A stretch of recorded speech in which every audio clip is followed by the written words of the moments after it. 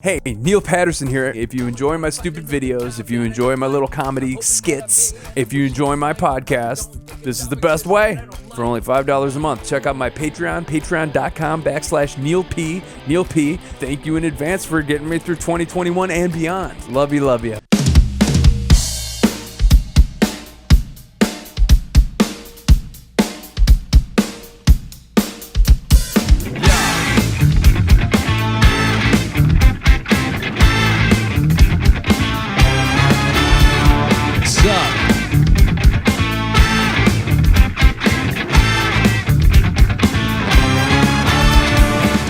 Here's me, here's you, here's me, here's you, here's me. Cool, we're rolling. Hey, dude. Hey, what's up, Dad? Hi, I'm not your father. Oh man, that's like reverse Darth Vader. No, it's okay though, because I was thinking about it. I'm thinking like I consider you more of a peer now than someone like I know I'm older than you as far as years are concerned. Yeah. But I don't know. You're just a dude. I'm a dude. It's cute. I like the whole dad thing, but it started to just be like, I don't know. I don't know. Are you offended if I like lay off the dad thing a little bit? I mean, we can still be. I don't give a shit. I can still be your dad some days. I just feel like now you're like my friend. You know, it's like weird. Yeah, I was gonna say, I'm like, you know, jokes only go as long as they're intended to go, and I feel when somebody tries to push it too far, then it kind of sucks the fun out of it, I guess. Yeah, I don't even know if it's not fun anymore. I just don't. I feel like our what's it called? Dynamic. Yeah, that's the word I was looking for. Our dynamic has changed a little bit because now I like confide in you in a way that I confide in friends, and it's kind of weird. It's like I feel like we're equals as opposed to like me being some sort of older dude that like is guiding you through life. You know what I mean? Yeah, I feel that. Totally. I was gonna say, I'm like, I enjoy our talks. I like whenever you hit me up, and I like hitting you up for stuff. And yeah. Because I'm like, I know you get it, and I like.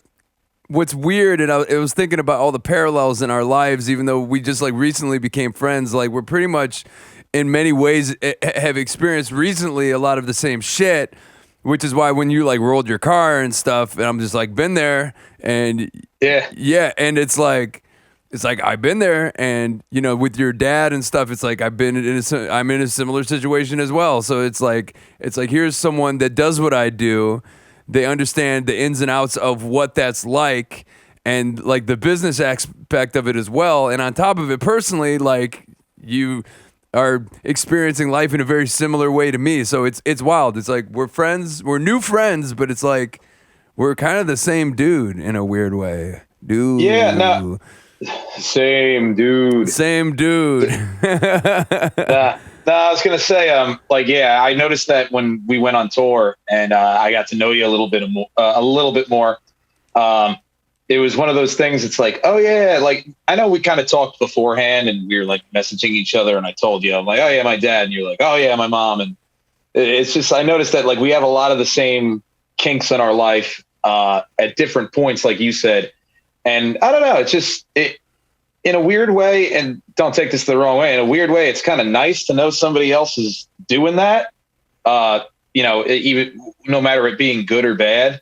But it's I don't know, it's just weird to me, but in a almost cool kind of way, because it's like you said, it's like you get it, and I was like, it makes me feel like not alone on a lot of these issues. Exactly. And it's weird because I met someone new this weekend, a friend of our Chicago sax player, and we just started talking about trauma and therapy, and then all of a sudden we're telling each other our deepest and darkest secrets because we knew it's just like there's a switch where you know someone gets it, and then whether or not you've known this person for 10 years or 20 minutes, you just start unloading, and then it's like, okay, I guess we're starting to get to know each other. You know what I mean? Yeah, I guess we're getting it. Trust me. I met somebody like 2-3 weeks ago, and like they were cool, and then they said something about like, oh yeah, like I'm a big believer in therapy. I'm a big believer in mental health because he's like, oh, my girlfriend left me, and I was ready to marry her, and then like Been shit there. went downhill. I was like, yeah, been there. Same thing. That's another thing too. Is like I feel like some of the shit you tell me about your interpersonal relationships, I'm like, yep, been there. It's wild. So yeah, no, we're the same dude, but not, and we live in different states, but we get it. Y'all get it. I get it. And we toured together, Reagan Youth and your band Fat Chance recently, and I got COVID. I got COVID on that tour, and no one else did. Like only Charlie and I got it. None of you motherfuckers got it. I just think it's so funny. It's because it's like you didn't get to experience the RV life, but I assume the van wasn't much better. No. When we were sleeping in that RV, dude, it got crusty as fuck. It was musty as hell, and it's like we're not clean people, dude. Like so, and I was surprised that none of us got sick. When you said you're like, oh yeah, I got COVID, get tested and everything. I'm like, yeah, I probably have traces of it, or I probably have, I have it, but I don't feel it yet. I got tested. I'm clean. I'm like, what the hell is this? That's why I've been saying it's like I've come into contact with people who have had COVID like more than 4 times this year, and I have not gotten it. My ex-girlfriend, she had it. She had COVID, I guess alpha, whatever. Yeah.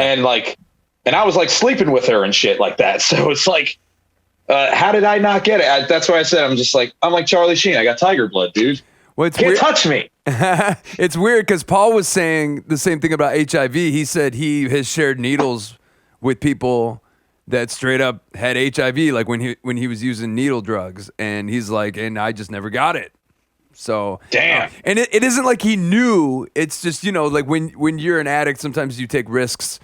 And you're like later on, you're like, holy shit, that person had HIV. But he similarized it. I don't even know if that's a word, but with the whole COVID thing, it's like some people just aren't gonna get it. Some people just, and some people are gonna get it, and they're just gonna like have no symptoms. And then other people are gonna get it. It's gonna knock them the fuck out.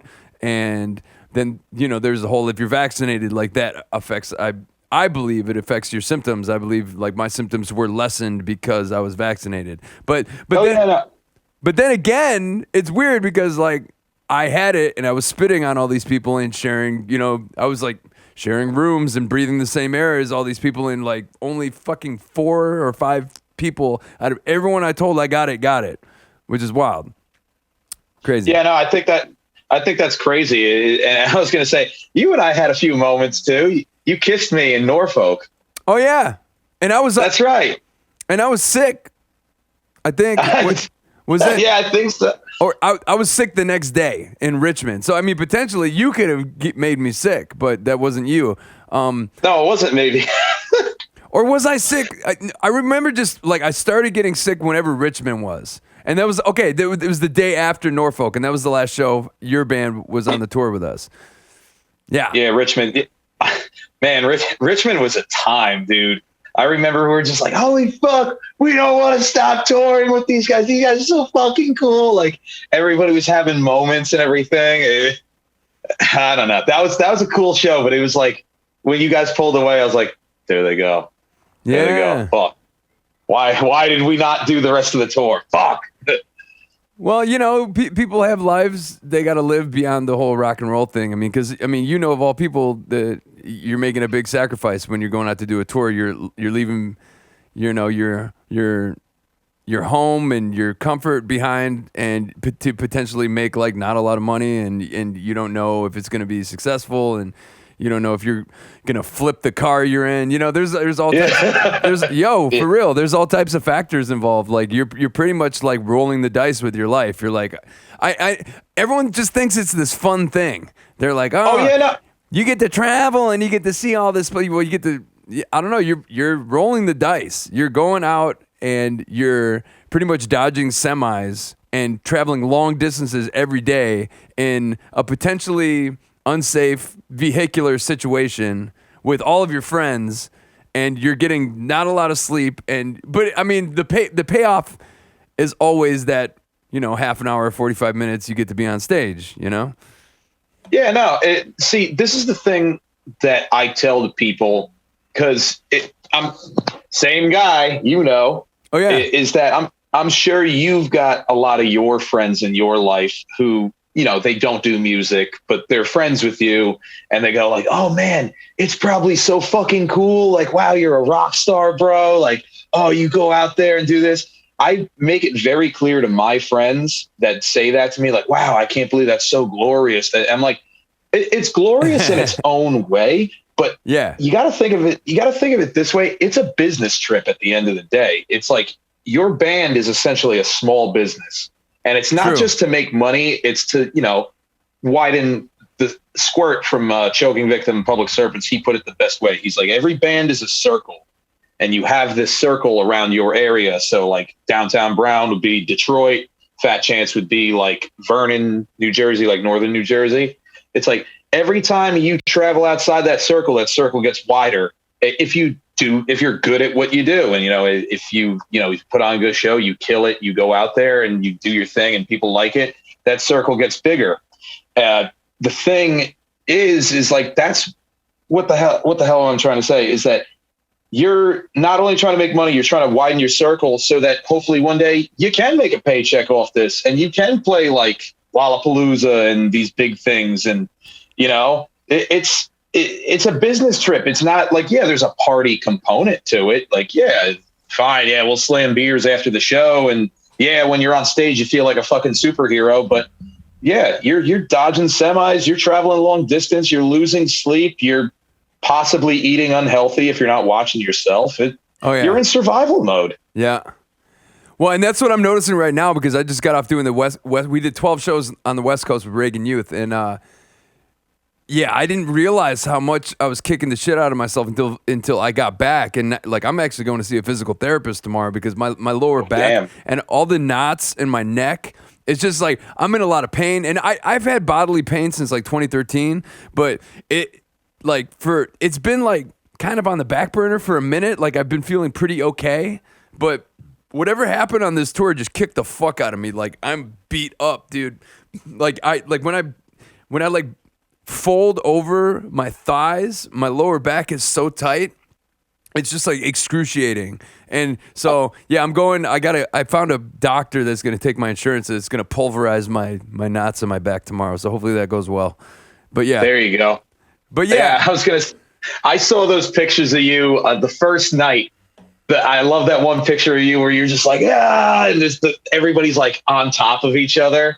Yeah. It's like, wow, the Velociraptor, dude. Like, you're a fucking missile. Like, it was dope because, I mean, you were there, the tour we did on the East Coast, it was like wrought with a lot of like drama and some of the shows were kind of whack and, it was like hit and miss, but like for something just came together out West. And I don't know if it's just like Reagan Youth draws better, if they have more of a name out West, but it's weird. The first show, I'm like sitting in the SUV with my buddy and I'm memorizing lyrics to a song I've never performed because we were going to start doing the song every night and it's a newer Reagan Youth song. So I'm like pretty much cramming in the SUV and I didn't take one step into the venue the whole time I was there. So it was like 3.5 hours. I'm with my buddy. My buddy's doing a couple bumps in the passenger seat and we're bullshitting and I'm like memorizing these lyrics and then I walk in to a sold out show. The place was fucking jam packed and we're playing on a fucking wrestling ring and I'm just like, and I'm like, okay, this is how this tour starts. Like I literally just got off the plane. I'm jet lagged. I don't know this song. My buddy's doing drugs next to me. I'm on a lot of caffeine. I can't see straight.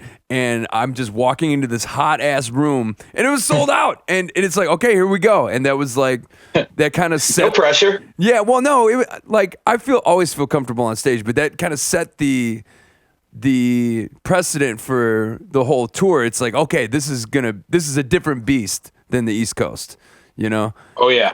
And when we my other band Public Serpents, when we went out to like we do okay on the East Coast. I mean, we're from here, but when we went out to California and we did a little LA tour with Escape from the Zoo, and we played with other bands like Corrupt Vision. If you guys ever get a chance to play in Orange County, play with Corrupt Vision. They're sick. But yeah, we played like almost every show in California was blowing the fuck up. Like they love punk rock over there. It's like nuts, dude. And like, yeah, I remember everybody being like, oh man, you know, like you're from Jersey. Oh, you know, the Misfits. I'm like, yeah, but yeah, like you're absolutely right. The fucking, the fucking West Coast is like, they got their own thing going on. And I don't know what it is. Maybe it's something in the fucking water over there, but it's cool. Yeah. It's just weird.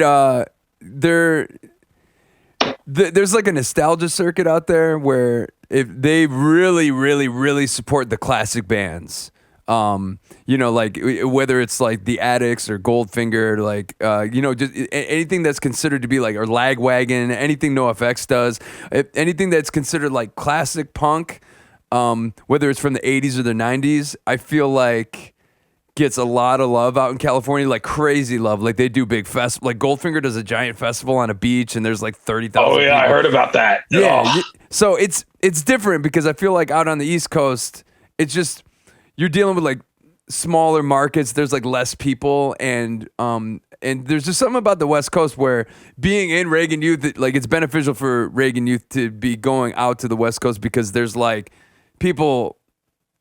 It's just a different vibe. It's like it's not as hard of a sell as it is on the East Coast for some reason. I don't know what it is. Like just people fucking jam pack these venues. It's wild. Yeah, no, I totally get the nostalgia thing. Dude, when we were out there, and people are coming up to Squirt and being like, "Oh, you were in Choking Victim." Oh, and I'm like, this is a band. Like, not even just like, this is not even like a huge band. This is like a niche band that had one album and they broke up in the studio over it. And you got these guys like coming up to him like he's like a god. And it's like, this would never happen on the East Coast. Maybe like one kid in the crowd be like, oh my God. Like, and Squirt's just like, he's like, it's cool, but like, what? Come on. Like, but like those people were, I don't know, like, I don't know if you feel this way, but I feel like people are nicer on the West Coast. Like, I don't know, like strangely nice. At least that's in my experience. Like yeah. The East Coast, like maybe it's just because I'm a Jersey boy. Yeah. Like if somebody like talks to me in the supermarket, be like, oh, hey, like, where is like the pork chops or something like that? I'd be like, yeah, they're over there. And be like, yeah, that guy wanted money from me. But like in fucking California, they'd be like, oh yeah, you want to come over and cook these with me? Oh yeah, sure. Cool. Like, I don't know. People are like, in my experience at least, are just nicer on the West Coast. And I dig that, but just because of my roots, I'm just like, it's almost like weird. Like, am I going to get mugged or am I going to make like a lifelong friend? Yeah, like my experience is a little different because I lived out there for a period of years, and that's right. Yeah, it's tough to say. There's just so many fucking people. It's tough to like nail it down to West Coasters are like this because there's some of the biggest scumbags I ever met are out there, and then some of the nicest people I ever met are out there, but there's as far as like Midwest and East Coast, there's just like a kind of like no bullshit, no frills, like authenticity about the people out in the Midwest, at least. That is a delineation from the West Coast, like, you know, kind of toxic positivity. Everyone's like on that like PMA kind of tip, and you know, a lot of people will like be real nice to your face and then talk shit behind your back. That's out here too, but I feel like a person from Detroit is more likely going to tell you he doesn't like you to your face than someone from the West Coast is the vibe that I'm going to stick with. Like, cause I just, yeah, there's I don't know. I've met enough people out on the West Coast that seem really nice, but there's like this kind of like two-faced vibe thing going on where I feel I almost feel like I trust Midwesterners and East Coast people more just because they're going to tell you if they fucking hate you. They're not just going to sugarcoat it with some bullshit and then talk shit behind your back, you know? Like if someone doesn't like you out here, they'll let you know, you know? Like, yeah, I don't fucking like you. And that's fine. Yeah.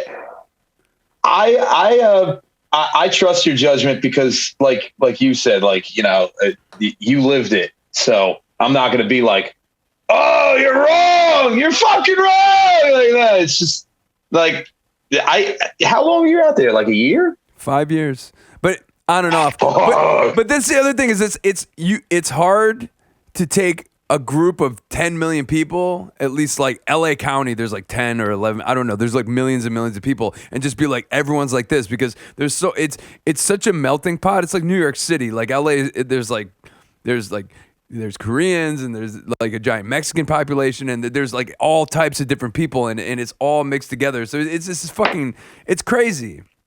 And in Detroit, things are really segregated in a very calculated way, like the way Ford Motor Company built up the city in like pre-World War II times.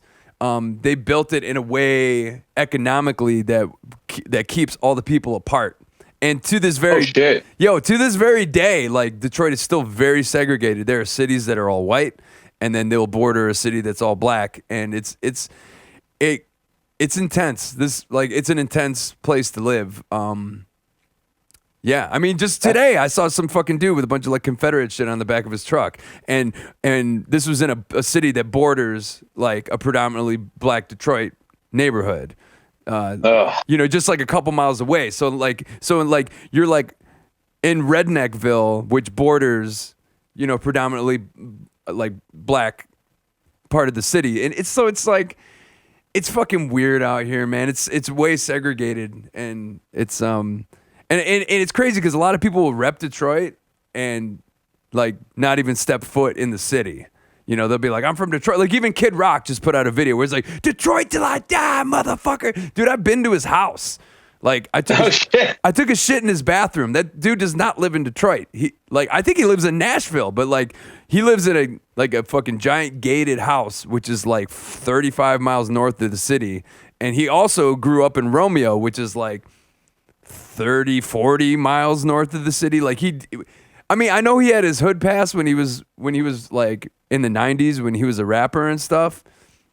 But yeah, but there's a time where you cash that in when you get to a certain point. I feel like I don't know. I feel like he's still got some cred out there, but at the same time, like you said, he lives in you're not in Detroit anymore. You haven't been in so long, and it's like you're doing this. Like I don't know. And I feel also like you can't be repping a city that's full of underdogs when you're like a rich fucking white dude singing in front of a Confederate flag and talking about how like fake news and all the snowflakes can suck my dick. Like if you gotta check out the new Kid Rock song. It's fucking hilarious. What's it called? What is it called? It's called like Y'all Can't Tell Me What to Do or some shit.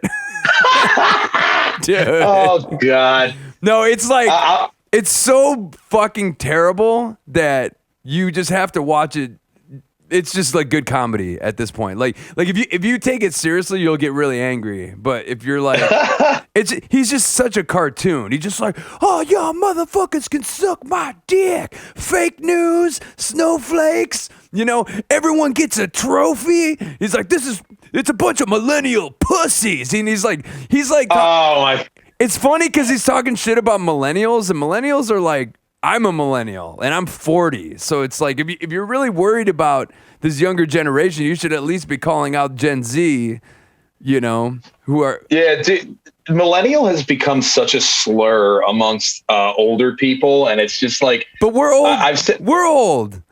That's what I'm saying. Well, I'm not that old, but I'm getting there. Are you a millennial? Huh? Are you a millennial? Yeah, I'm a millennial. Okay, so what's the cutoff? I think it's like 93. No, it's not 93. When were you born? No, because I'm 94. Okay. I think it was 90. I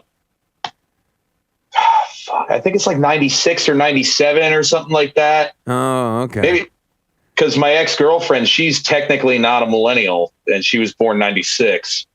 So like that, I guess that's when I don't know. Hey, I'm in front of a computer right now. Right. So, so I'm considered what is an elder millennial. Like I'm on the cusp of a millennial and a Gen Xer, because I was born in 81. You were born in 94, which makes you're still a millennial, but you're at like the other end of it where you're almost I'm a 90s kid. I'm a 90s kid, bro. I remember the 90s. Yeah. I remember the 80s. But I wish I was there for the 80s. I love 80s music. Yeah, there was a lot of great music, but what was weird is most of the music that I listened to is because of my older sister. So I was exposed to lots of Madonna and Bon Jovi, and then like '88 happened, and Appetite for Destruction, Guns N' Roses came out, and that like changed everything for me. That album. Wow, we really are the same guy. That was the first CD I ever bought with my own money, and I was like, oh. Holy fuck, this is so heavy. Like, which one? Appetite for Destruction. For me, I was 13 or 14 at the time when I discovered it. I grew up, you grow up listening to what your parents listen to mainly. And I grew up listening to like folk and country, and I still like that stuff. And they didn't listen to like this whole like, my tractor and my cousins. Like, they didn't listen to that shit. They listened to like one of my dad's favorite guys to listen to, Merle Haggard, and I don't know. Like classic country. Classic shit. Like, right. I obviously don't listen to it daily because otherwise I'd be able to name off people. But yeah, I grew up listening to that, and then I remember getting into punk rock when I was like angsty teen years, like 12, 13, Same. 14, and I remember Appetite for Destruction. I was just like, I went into Walmart and I bought it with my own money that my mom used to give me like a few dollars for lunch every day, and I just pocketed it. Yeah, and I was just like, fuck. I'm like, this is so sick. Like, this is so heavy. Yo, Night Train's so fucking cool. Wow. Like, they're singing about drugs. Like, I didn't even do drugs. I was drinking 40s at 14, but like. Oh, damn. Yeah, so for me, Appetite came out on cassette tape in '88, and then a few years later, the Use Your Illusions came out, and what really got me into GNR was the song You Could Be Mine was a promotional song and video for the movie Terminator 2, which I was obsessed with Arnold Schwarzenegger. And so in 90... Me too. Yo, I love the Terminator movies. Oh my God. So in 91, I got both of those albums on cassette tape, and I remember I was in 5th grade. Yeah, I was 91. And my buddy's dad, who got me the tapes, took my mom aside at my birthday party and was like, now... you better watch those tapes and the lyrics, or so. He pretty much narked out that the gift that his kid got me had naughty lyrics on it. So my mom grabbed the Use Your Illusion 1 and 2 tapes, and she highlighted all of the offensive lyrics and sat me down in the den of my old house and was like, and read them off to me one by one. And she's like, do you know what any of this means? Because, Use Your Illusion 2, there's a lot of drugs and sex and profane language and whatnot. Pretty Tied Up, dude. Yeah, that was my favorite song. Pretty tied up, hanging upside down. Upside down. Pretty tied up, and you can ride her. So my mom is like, cool ranch dressing. Yeah. Oh, you see, we are the same guy. So my mom is like, same guy. Yeah, my mom is like, do you know what any of this means? And I'm just like, no, but it's awesome. And she took the tapes away from me. And later on, I found out where she was hiding the tapes, and I took the tapes and I put decoy tapes in the. Oh shit! But get this, so I'm running around on the playground in elementary school, listening to Pretty Tied Up and shit, and listening to double talking jive, get the money, motherfucker, 'cause I got no more patience, double talking lies, and so no more patience, man. You dig what I'm saying? But so anyway, I'm running around listening to these records and just saying, "Back off, bitch! Back off, bitch!" Bitch. Yeah, and I got the shotgun blues. And that song, he goes, "You could suck my ass. You could suck my." What was the fun fucking song? Get in the ring. Holy shit! Get in the ring. Get in the ring. Yeah. Get in the ring. Yeah, and this song goes out to all. Song. Especially you, Andy Central, Hit Parader, Circus Magazine, Mick Wallacrang, Bob Guccione Jr. at Spin What You Pissed Off because your dad gets more pussy than you. Fuck you. Suck my fucking dick. Yeah, so anyway. So it's like an elementary school kid's dream to curse that much. You know? Oh no. Like I had so my mom had this rule in my house. We had one curse word. We could only say one curse word, and that was it. Mine was crap. So I couldn't say anything above crap. Boo. And then when I got fucking Use Your Illusion, and like I remember she would like leave the house. My mom, alcoholic, she would gallivant all around. She had a new guy every day.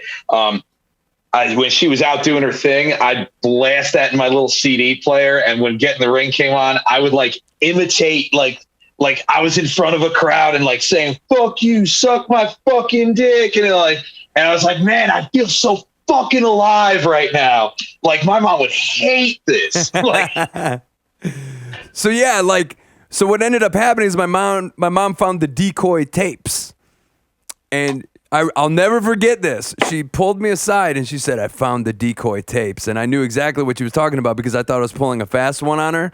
And she goes, "Neil," and granted, I was in 5th grade. It was 1991. She said, and I quote, "Neil, I will never be able to trust you again my entire life." And I just remember, I remember feeling so bad. But then, yeah, I dubbed the tapes onto another tape, and then I gave her the tapes back. So I still that was life-changing music for me. And November Rain, Estranged, like all that shit made me want to play guitar, because what was cooler at that time than Slash, like playing guitar underwater, Slash playing guitar outside of that fucking church, with the helicopter going around him, swirling all the sand everywhere. What was cooler than Slash on the dolly getting dragged on the Sunset Strip, like at the Rainbow Room doing the solo? Yeah. You know, so like that. So that was it. That was the impetus of my desire to want to be a rock and roll guy. Was those 2 fucking albums changed my fucking life forever. And then, you know, so that was 30 years ago. And now this is what I do. Like, I'm a rock and roll guy, I guess. I play in 2 bands. I drive around the country and do the Peter Pan shit. So it's just weird being on the other end of that, like, desire to want to do something and then actually dedicating your life to it. Now here I am. I'm a dude that does things. It's wild. Yeah, no, it's crazy, man. Like, I remember Use Your Illusion 2, especially for me, was the best. Like, it was the best one. November Rain, I blame that song for getting me into like prog rock and everything, because I was like, why is this song like 10 minutes long? It's rad. And then, I remember Civil War. That was like my introduction to like political music. Oh yeah. And I was just like, dude, this album kicks off with just such a stark, I don't know. What was the other song? I'm going to look up the track list right now. Oh yeah. By the way, millennials are 1981 to 1994. So you're like the tail end of young millennial slash Gen Z. You're like, you're almost an elder Gen Z at this point. Almost, yeah. Yeah, almost. And I'm what's considered an elder millennial, or on TikTok, an elder emo. Elder emo? Yeah, hashtag Warped Tour, hashtag Guitar Center. Hashtag Guitar Center.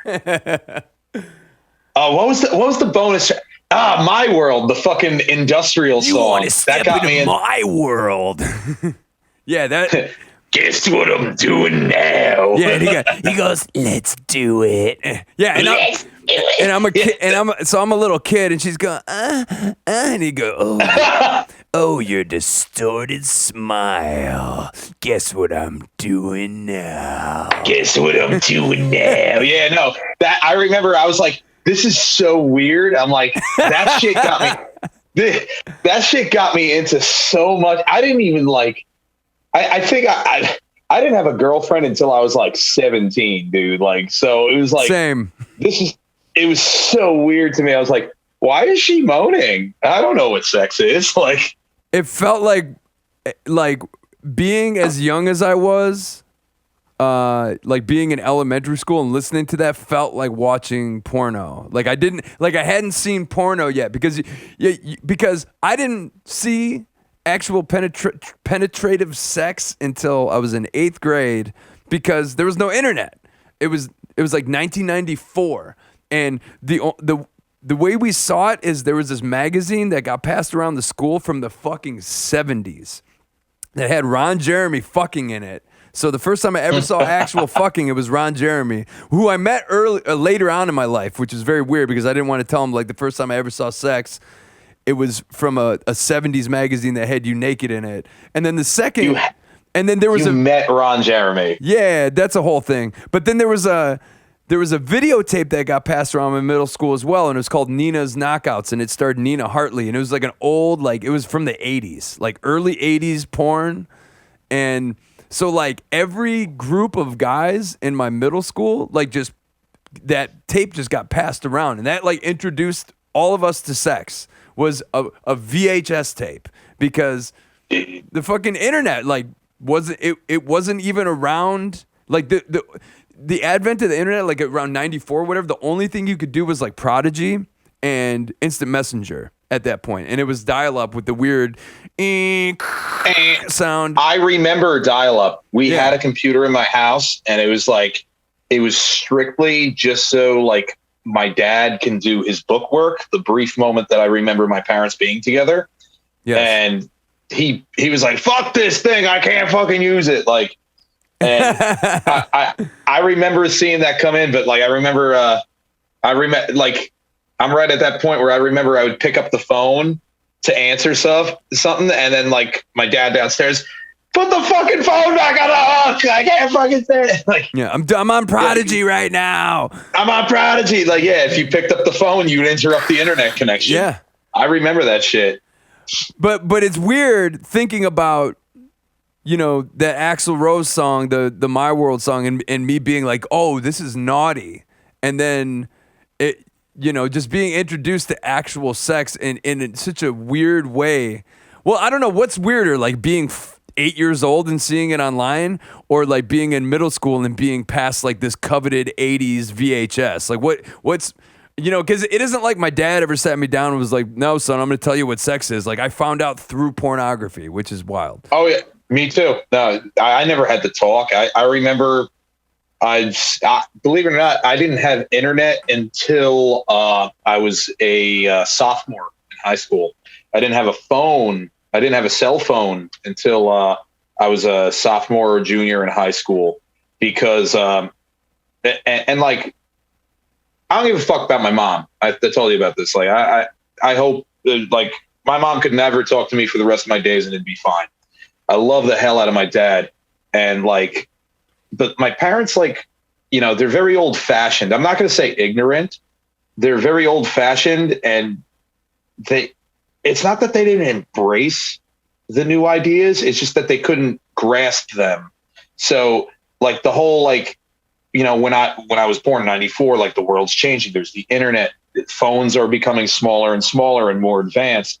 It wasn't like an attempt to keep me silenced they just didn't understand them, and they were scared by them. So they didn't want to, you know, like I wasn't even allowed to have an email address. Whoa. Like, so when high school came around, and and this is 2010, 2011, like, dude, yeah, 2000. What?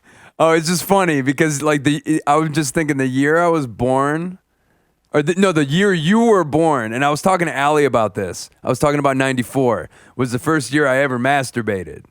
Was the year you were born. So who knows? Maybe when I shot my first load, it somehow traveled to New Jersey, and maybe I am your dad.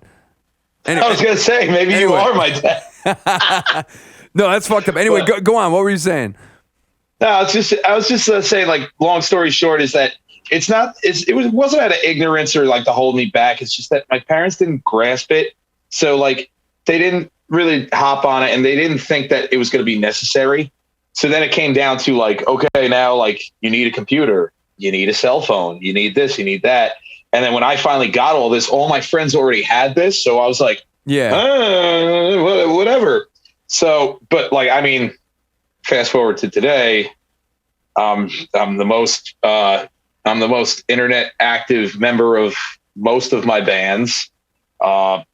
I'm numbers guy. I like making spreadsheets and shit. I'm the PR guy for fucking Fat for the most part. I mean, we don't really have a role, but like I like to say that. And now that I'm in the Upfux, it's like I've been kind of taking on that role, and they're like, yeah, do it. And I'm like, okay, cool. Like, so I don't know. It's like, I've always liked, I kind of took the whole technology thing and ran with it. And I really enjoy it. Yeah. It's funny that it was like kind of held from me. I think it's hilarious, honestly. Yeah, that's wild because I feel similarly, except like there's like a generation between you and I. And I remember it was in the late 80s, and my buddies had like an Amiga or some sort of a desktop computer that ran DOS that could play games like Maniac Mansion and Monkey Island. I don't know if you know of any of those point and click games. I remember Monkey Island. Sam and Max, like all that shit. But because we're talking about like, it wasn't really advanced technology, but the monitor and the computer that I was running was so far behind my friends. Like our monitor had 3 colors and everyone else's monitor had like 256 colors, like in the pixels. And I remember crying to my parents because I wanted a VGA monitor. And I think VGA is only 16 colors and Super VGA is like 250 colors. I could be wrong. You could look it up. But I just remember being like, I want a VGA monitor so I could play Monkey Island in 16 colors. And I grew up in a town where all the kids had money, but we had a nice house, but my parents were kind of faking it because we were just there because there's a good school system. Like my mom moved the family there because she wanted us to have a good education, and which we did. Like the school system was great, but it was weird being in a town filled with all these kids that like got nice cars when they turned 16. And I remember like getting made fun of on the playground for having like Reeboks instead of Nikes. Like, oh yeah, dude, I've poverty line family my whole life, dude. Like it's funny. It's like there's a brief time where I was a rich kid, but I was too young to even like acknowledge it. Yeah. My dad has his own refrigeration company, which was actually called West Mechanical. It was named after me. Oh. And when my brother Quentin was born, he put a Q in front of it for him, so it became Quest Mechanical. So QWEST. Okay. But like refrigeration back in his time, he was born in 55. Dude was making bank, and like, you know, I remember being like, vaguely, like I said, I remember being like young and like, oh yeah, like my birthday was rad. Like I always got presents and shit like that. And then like once when my parents split, my mom never had a job in her life. She never wanted to. And she got together with this Hell's Angel 1%er guy. I'm not even kidding. Whoa. And yeah, it was all downhill from there. We just lived in this little farmhouse, and yeah, never really had a lot of money, but yeah, I remember growing up and like having like these slip-on shoes from Walmart, and I got picked on for it. And it was like, you know, oh, you're wearing all this like cheap shit. And like, it like they would bully me until I would cry. And it didn't help that I had no, it didn't help that I had no social skills, or, you know, I just wanted to be nice to everybody, and everybody would just pick on me. Aww. But look where that got you. Look where that got you. Yeah. Huh? Look at me, motherfucker. Look at me now. No, I'm just kidding. Look at me now. I don't care about. Well, with me is I was like the funny kid, or like but what would happen is everyone make fun of me for being chubby, and they all thought that I was like would goof back. But like ultimately, I was being traumatized, and it gave me body dysmorphia my entire life. So like all these fucking kids. Like, I remember plain as day, this kid, Josh Fellwalk, and we're in middle school. We're at the fucking lunch table, and I'm like, hey, you going to eat your roll? And I pointed, because we got these little rolls, and they almost were like rubbery, because you would eat them, and they had like a film on them. It's like this weird lunch roll, but they were delicious, right? So mystery roll. Yeah. I'm like, can I have your roll? And he's like, why don't you just grab one off your stomach? And I remember just... like, it hurt my feelings really bad. And a couple years later, when I joined the football team, this dude was on the football team, and I got to spend a whole afternoon just kicking the shit out of him, which little did he know. And I would tell him to his face this, but little did he know is like there was payback for 8th grade. Like, I literally just pummeled him into the ground, and it was it was like retribution, you know, like. I was gonna say that's ultimate retribution. One sec, real quick. You're gonna hear this real quick. Yeah. Urinate. Please tell me. Yeah. Good thing. Please tell me you're gonna hose. Oh yeah, no. I'm glad you got your keys. I'm doing an interview right now. Okay. Yeah. Say hi. Say hi to Neil. Hi Neil, how you doing? Hey. It's my dad. He What's just up, got home. Dad? What's up, Dad? But Yeah.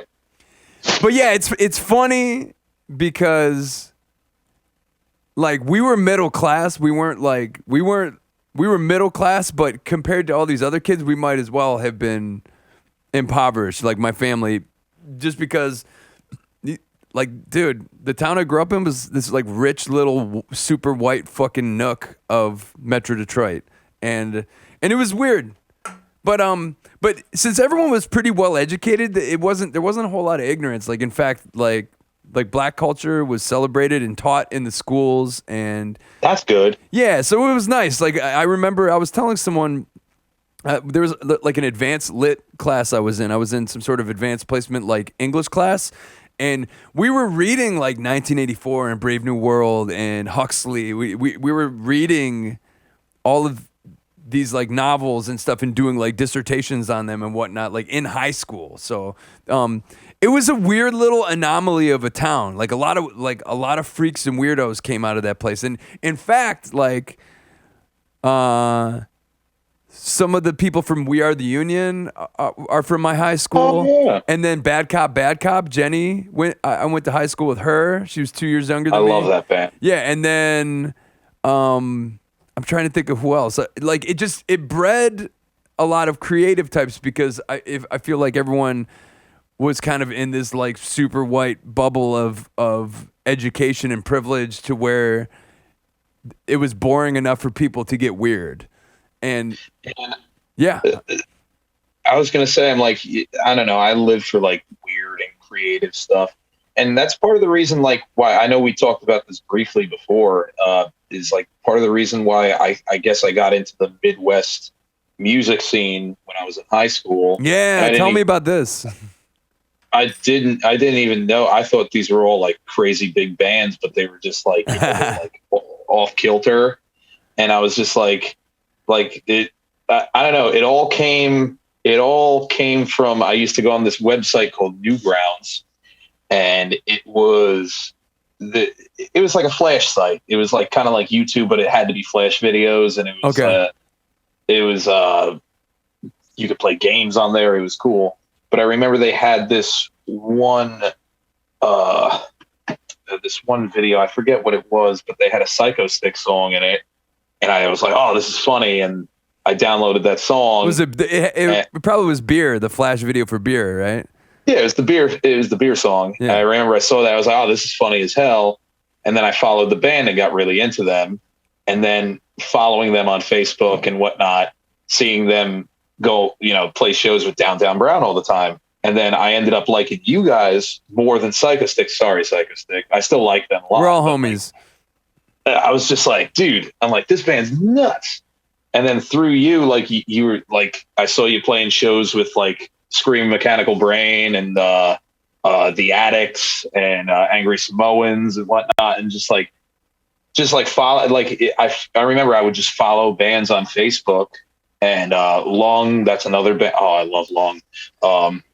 Yeah, and Daisy from Lung used to play bass in Foxy Shazam, who we used to play with them in like 2006. Foxy Shazam, that was like before they signed to a major. They were really skronky and had like a post-hardcore thing. Yeah, no, it's Foxy Shazam. Like I liked all facets of their music. I think they recorded Church of Rock and Roll at the studio I work at now, or something like that, or they did parts of it there. I don't know. It's hanging on the wall in there. What, the Church of Rock and Roll is? Yeah. Cool. I know they tracked it because I know Sky is the keyboard player, and I know they tracked it. I think in Cincinnati, but they probably did. I know Justin Hawkins from The Darkness was the producer for that record, so I don't know where they recorded and like mixed and mastered it, but who knows? So where's this studio you were working at now? So the studio that I shouldn't say that I worked there. I interned there for a really long time. And then when the pandemic hit, I just stopped going. And it's a facet to me. Like I can use it. I can take a client there and use that facility to my liking. I mean, cool. I got to pay for it, but it's in Rockaway, New Jersey, and it's called Backroom Studios. It's owned by Kevin Antresian of the Dillinger Escape Plan. Okay. And yeah, and it's cool as hell there. Like I like all the guys there. A lot of heavy metal bands go through there, but like I've seen some really cool acts there. Mike Darren's Circuit of Suns, that crazy like spazzy metal band. Number 12 Looks Like You. They did their comeback album there. I was the intern on that session. That was cool. Yeah, no, it's a cool studio. It's got a lot of big guys coming through. I sat in for a practice session for the Yardbirds there, and I had lunch with them. Like they were really cool. I don't know. Who's left in the Yardbirds? Like who's still in it? I don't think any original members, but it's like they all know. Like they're like, oh yeah, we know Clapton, we know and Jeff Beck and all them. Yeah. Wow. It was just cool to like sit down and like, and it's like I'll be honest, like I'm not like the biggest fan of that music, but it was I have it. Well, here, come take a ride with me. Let's go. On my little memory wall. Let's go. I don't know. Can you see that? Yeah. Oh, there we go. Yeah. 3/13/19. Yeah. I took the set list off and I wrote it. Okay. Yeah, that was not that long ago. Yeah, I got this little memory wall back here that it's my memory wall. That's cool. Yeah, it's just good and bad memories all around. You want to see me as a kid? Yeah, sure. I can't. I can see it. Where are you? Are you on the left? Yeah, I'm that guy. Who's on the right? That's my brother. Aw, look at these little babies. Yeah. Babies. Look at the little babies. But yeah, it's weird. When you become a lifer and you decide this is going to be your life, it takes you on this wild ride. And that's the thing that's cool about what you're doing is that you have so much more time to do cool shit. And you know what I mean? Like I'm 40. I might as well be at the tail end of my adventure or whatever, but I pretty much like don't know what else I'm going to do with my life. In fact, I've been thinking about this lately cuz my body hurts so much. I'm just like, what am I going to do when I like can't ride around in a van anymore? I'm just like too beat up, and I'm like, a part of me is like, I should plan for this, and then another part of me is just like, well, fuck it, just like roll till the wheels fall off, just go until you can't go anymore, and like try to not break your back in the meantime. So I don't know, bro. Yeah, I was gonna say, I'm like, that's definitely something to think about, like especially getting to a certain age, but like you're in great shape. You've taken control of your life to the point where when I met you years ago, when my metal band opened up for Downtown Brown, I was like, yeah, this is so sick. And the rest of my band was like, oh, they're cool, but like, how do you know them? I'm like, oh, trust me, we're going to do this. Like, this is going to be cool.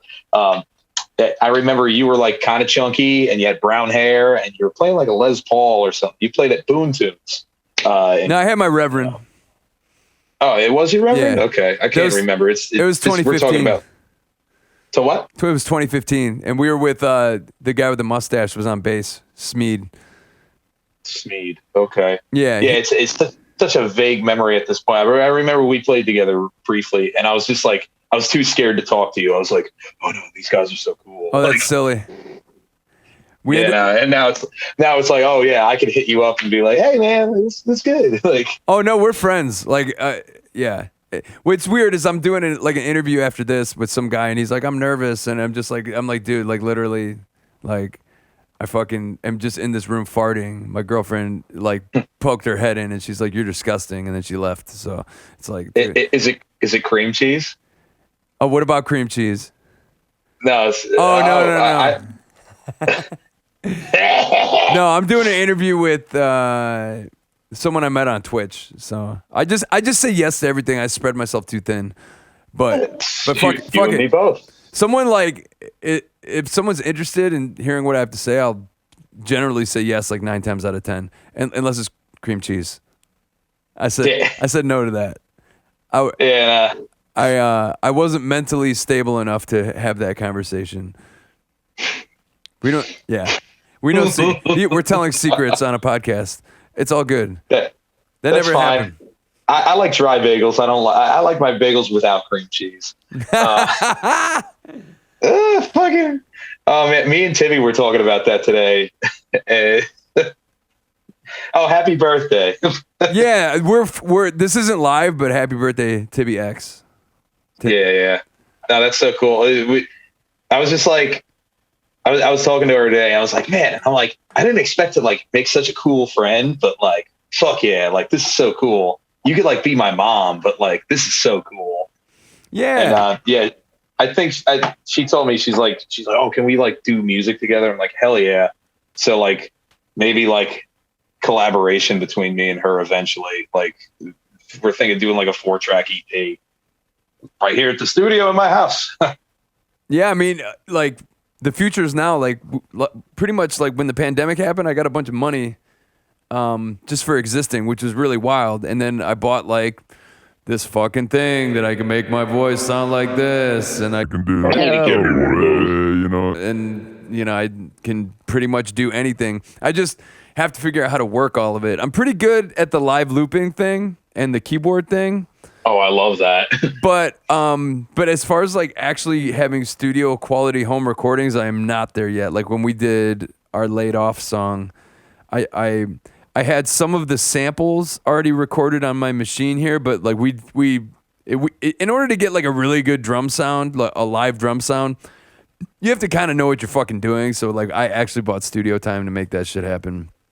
But yeah, and I was gonna say, I'm like, for my solo shit, I just do program drums, and it's like, it's cool like in the moment because you're pumped and you're making music, but then it's like when it comes time to mix it, I'm just like, I'd rather have a real fucking drummer, dude. Like it just sounds so much better. Like if you're adept enough at recording most of the shit by yourself, you could just take that track and just bring it into a studio and have a live drummer just play over it, and it probably will only cost like, $50, $100. Oh. Yeah, now for future shit that I do, like, because I like doing my solo stuff, like just, and I like being a control freak about it. Yeah. It's like I have utter control over everything.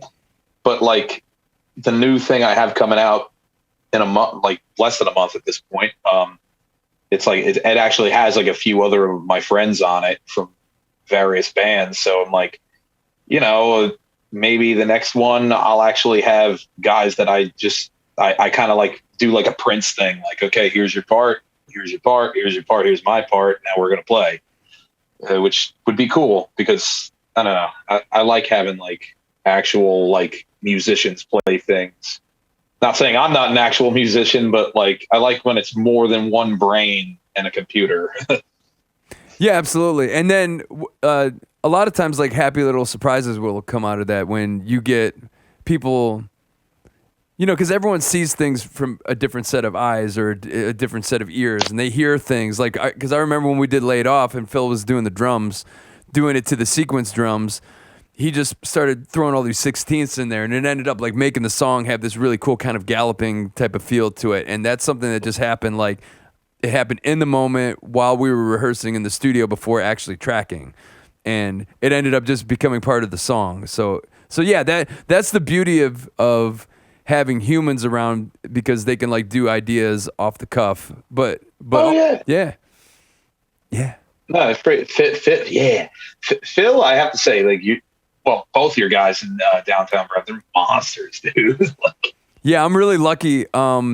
Although we'll see what happens in 2022, because Phil is in a band called Acid Witch, and they're like going to be doing a lot of festivals in 2022. So hopefully DTB can stay busy, and hopefully Phil can do a lot of gigs with us. But that guy is in like 9 bands, Yeah.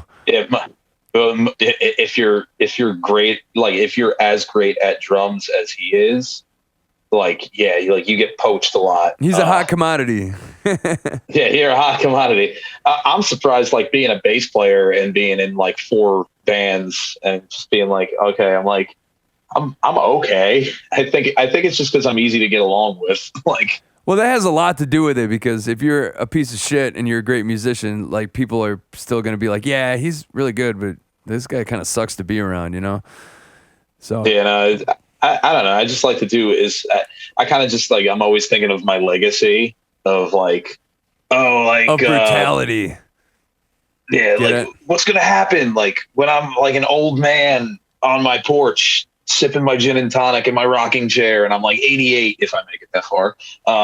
Just like what am I like? What's my legacy? Like, did I do anything? And like that's very important to me, especially. And I think it's especially important to me now because I realize it at 26 going into 27. Well, I realized it at like 19, but like, it's something that kind of drives me. It's like, I want to do cool shit while I still can do cool shit. Yeah, that's my whole mantra lately. And I have come to the conclusion through living that, human beings, we're all minuscule and our lives don't really matter, particularly universally speaking in the grand scheme of things. But also I want to do as much cool shit while I'm alive before I die. And not even necessarily to leave behind a legacy, but just to know that like while I was on this earth, I was spending my time trying to be as prolific as I possibly could. Like I definitely don't have like a Frank Zappa or a Mike Patton output, but I would like to think that I'm always making stuff and working on new stuff. And that's like where I'm happiest is just constantly doing new shit. And that's another reason why I said yes to Reagan Youth, because the idea of joining, like being, part of this legacy of this like classic band, and then potentially being a part of like their final recordings. Because Paul wants to do one record and have that be like the swan song, Yeah, which I think is a great idea. It just needs to happen. Oh yeah, and I think we're gonna make it happen. Because he like at this point he's just like fuck touring, let's make music, and I'm like, but just the idea that he wants me involved in it, regardless of how many people are saying I suck or I'm a goofball or this or that. Yeah, moves like a turkey, bro. Yeah, moves like a fucking turkey. Yeah, that was someone from the New Jersey show that said that. Fuck them. I have my own opinions about everything that happened at that show. Oh yeah, I got some opinions too. Did you read that Chamber 43 is closing? Yeah, no, dude, I was already having like a really weird day. Like my grandmother was laid out today, and oh, I'm sorry. I'm sorry, man. That's all right. And then like my fucking like one of my old time friends like texted me and was like, "Oh well, I feel like you're just like not a friend anymore. So like goodbye." And I was just I love that. Yeah, I'm like, all right, cool.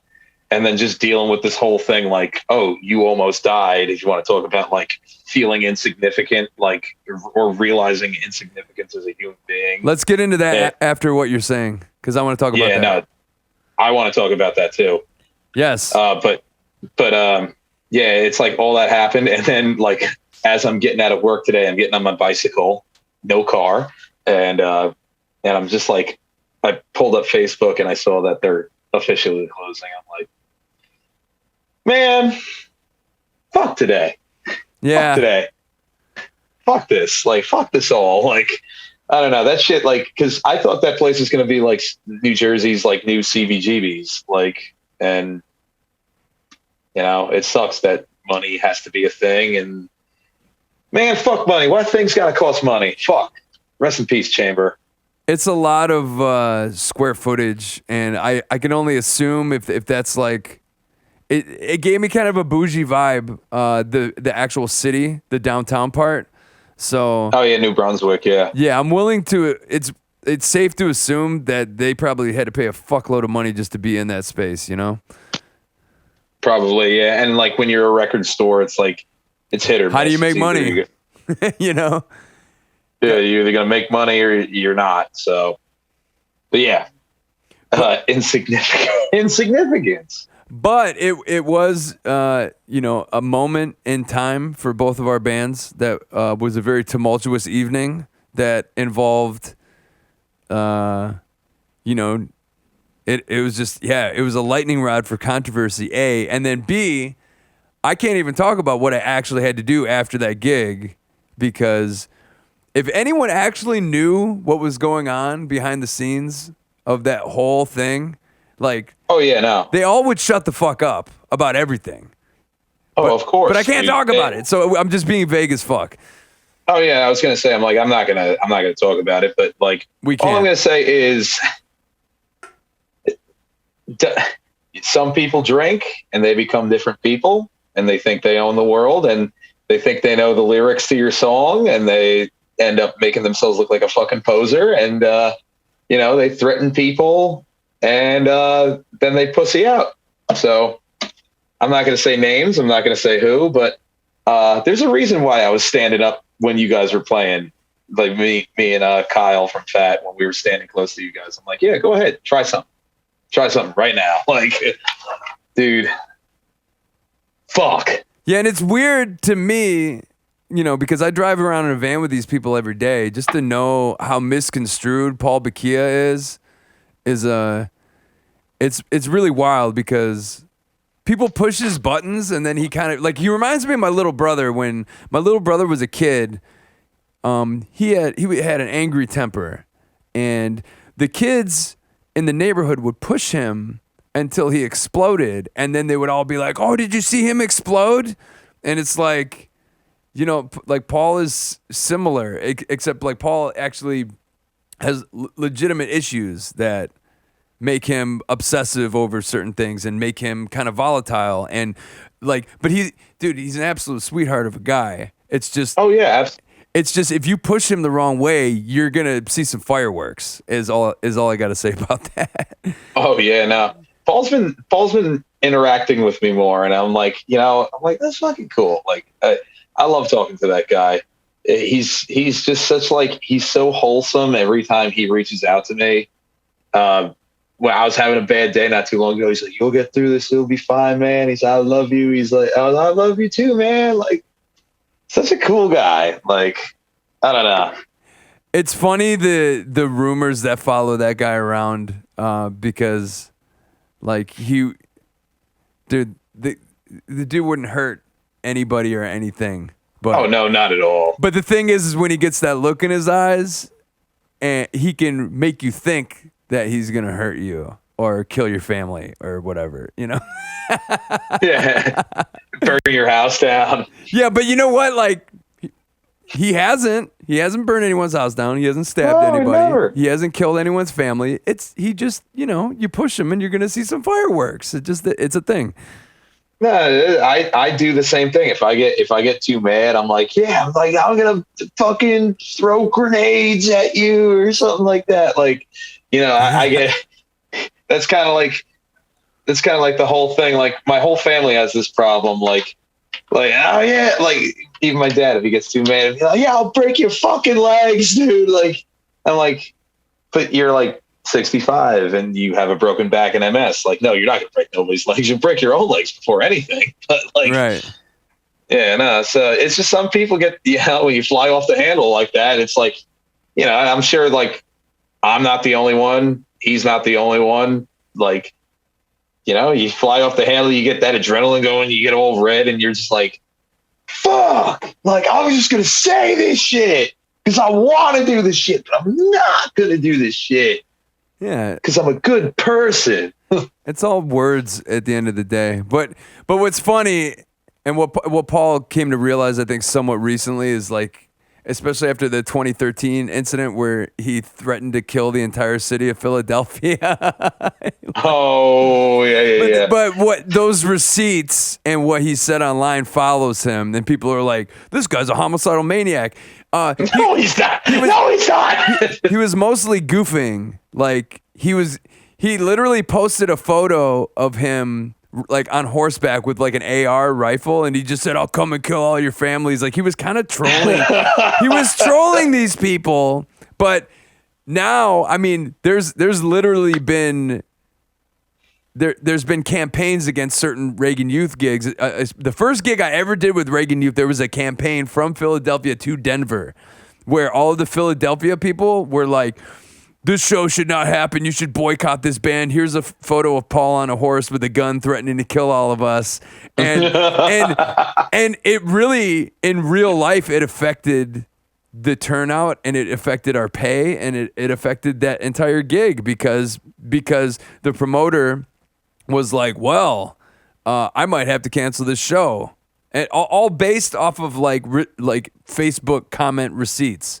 And that's the world we live in, where Paul Bakia can like threaten to kill a bunch of people and post a picture of him on horseback with a gun, and people actually will take him seriously.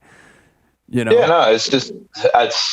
But then again, like on the other side of things, like there are crazy fucking people that actually have killed large groups of people. So maybe Paul, maybe you shouldn't troll the public in that way. And I think that's kind of where he's at right now, is he's like, let people say what they're going to say. I'm just trying to chill with my guinea pig is kind of where he's at these days.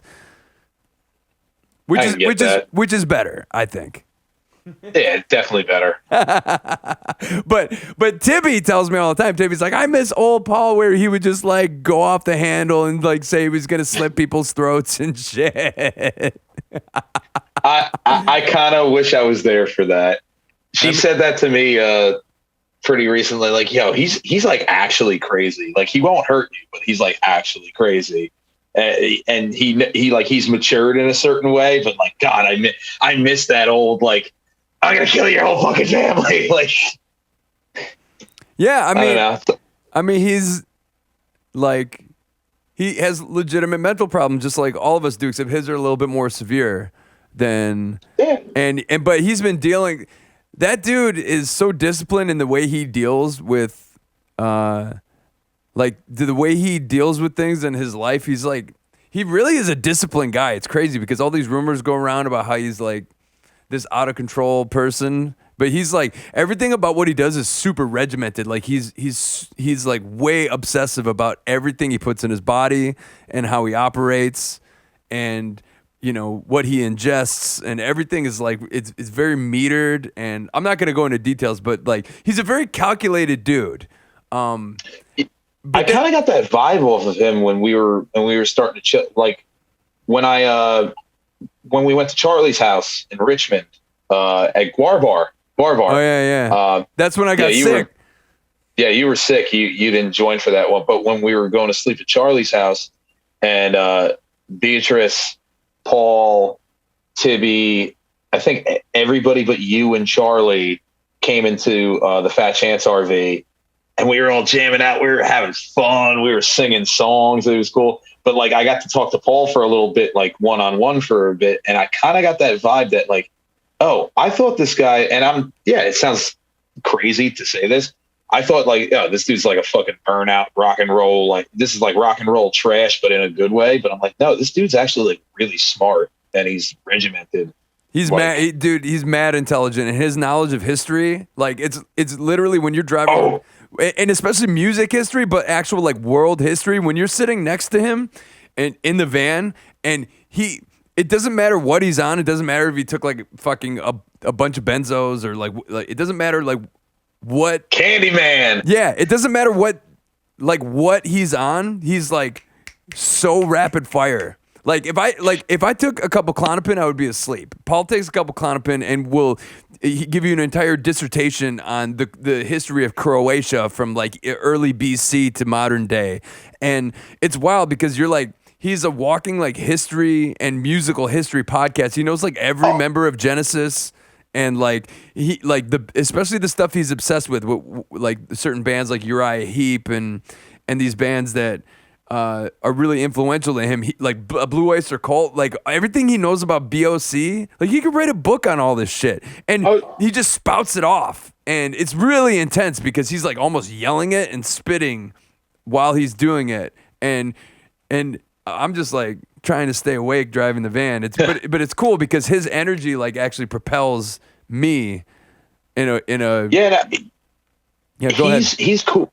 He's cool in the sense, like, take this for example. So me and Jimmy from Chamber, we have this ongoing joke about Kiss's song Love Gun, where I say, I'm like, because Kyle White in Public Serpents, Upfux, one of his favorite bands is Kiss, and this is where it all stemmed from. We were listening to Kiss, and then Love Gun came on. I was like, yeah, this song's about his dick, bro. And then everybody was laughing. Huh? It is, isn't it? Isn't it about his dick? That's what I think it is. I'm pretty sure it's about his dick. But Jimmy was like, no, it's not about his dick. It's about like Cupid trading in his bow and arrow for a gun. I'm like, well, Cupid's like a kid, so like no. And like we're just joking around. It's like an inside joke. So it's every once in a while, like I'll post Love Gun on my Instagram story, and then Jimmy will respond to it with a thing and be like, no, I disagree. And one time Paul got a hold of it, and Paul was like, no, it's not about either of those things. It's about this because it was written by this guy in 19 something and this and that. And I was like, whoa. And I said, you don't say, Paul. He's, believe me, I fucking know. He's like, look it up and all of that. I looked it up and he was right. And I was like, okay, cool. I just got schooled by Paul. Like, yeah, because if it has anything to do with guitars in the 70s, that's like Paul's shit. And that's the funniest part about Paul being in this like famous hardcore band, because Reagan Youth to Paul is a rock band, you know? And the fact that they got lumped in with all those hardcore bands in the early 80s was like almost like an accident, because everything that he and Dave wanted to do was they wanted to do like these really big rock songs, and then he wanted to do this like concept album about I'm trying to think like a priest that runs a concentration camp or something, and he's got all these characters and shit. It's like some like rock opera shit. And he's got all that's so fucking cool. Yeah, and he's got all these songs written with Dave before Dave passed, and they had this idea for what the band was going to be about. It was a concept band, and it was like not hardcore. It was very like big, grandiose, like rock and roll shit. And they were all like obsessed with Black Sabbath, and it's funny. People are like New York hardcore, you know, but it's like Reagan Youth. Unity. Yeah, Reagan Youth is just like, we want to just play guitar solos and like we want, like they would jam War Pigs at a hardcore show, you know, and just be like, fuck you. They would like play a 10-minute version of War Pigs, like, and they do that to this day. Like I know when we go open for Suicidal Tendencies that Paul's gonna put slow songs on the set list just because he just wants to be like, fuck hardcore. You know what I mean? There you go. And that's what Paul does. I was gonna say, like, yeah, that's in a weird way. Fat Chance, my band, we're kind of like that, like because you know we have like that big metal component to us. Yeah, is because we're kind of like the anti-ska band. It's like, yeah, we have songs like our song "Quit Bitchin'," which is like just a ska song and everything. But then we got songs like, you know, like Modern Politics, where it starts off with a fucking metal beat down. It's got the ska break, and then it goes right back to like heavy shit. It's because we're a bunch of metalheads playing in a ska band, and we're kind of like, we like ska, but we like metal more. And then like now we got Joey playing accordion, so we're just like, yeah, fuck it, dude. Like, why not? Like, why? Like, I'll be honest, I hate ska. I don't like ska. Like, fucking keep your Real Big Fish. Less Than Jake's cool. You can keep Streetlights Jersey. I can't hate them. They're actually really good. But like, I don't know. I'm not like too into ska.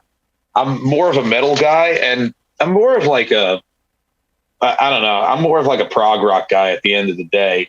But it's just like, I think that I totally get the mindset that Reagan Youth has for like the whole, like, yeah, we're a rock band. Why did we get lumped in with all these other bands? It's like, I look at Fat Chance's, like, this is an experimental like metal band that just has a bunch of guys who like ska in it, not me, but and we're kind of getting lumped in with all these other bands that are like trying to do, like, everybody compares us to Folly in New Jersey, if you know that band. Okay. Don't. They're kind of like, they're like a metal band that has ska breaks every now and then. And I'm like, they're like, you're like the Inside Out Folly. Like you're a ska band, but you have metal breaks. I'm like, I guess so. And they're like, yeah, well, what's with the accordion? I'm like, it's fun. It's weird. It's different. It's weird. You know? but like the whole point of me bringing that up, I hate like, blowing off about I have my band and everything. No, I mean, I'm having you on my podcast, so talk about yourself. Yes. Yeah, but it's just, I don't know. I just think it's like cool. Like I'm the whole point of me bringing that up is like, is to say like, I understand Paul and Dave's mindset of like, yeah, we just want this grandiose thing and just like, why did we get lumped in with this? I don't know. I don't care. Fuck it. We're just going to run with it. Like, well, it makes sense why Reagan Youth got caught up in the hardcore thing because they wrote great hardcore songs, like hardcore punk songs.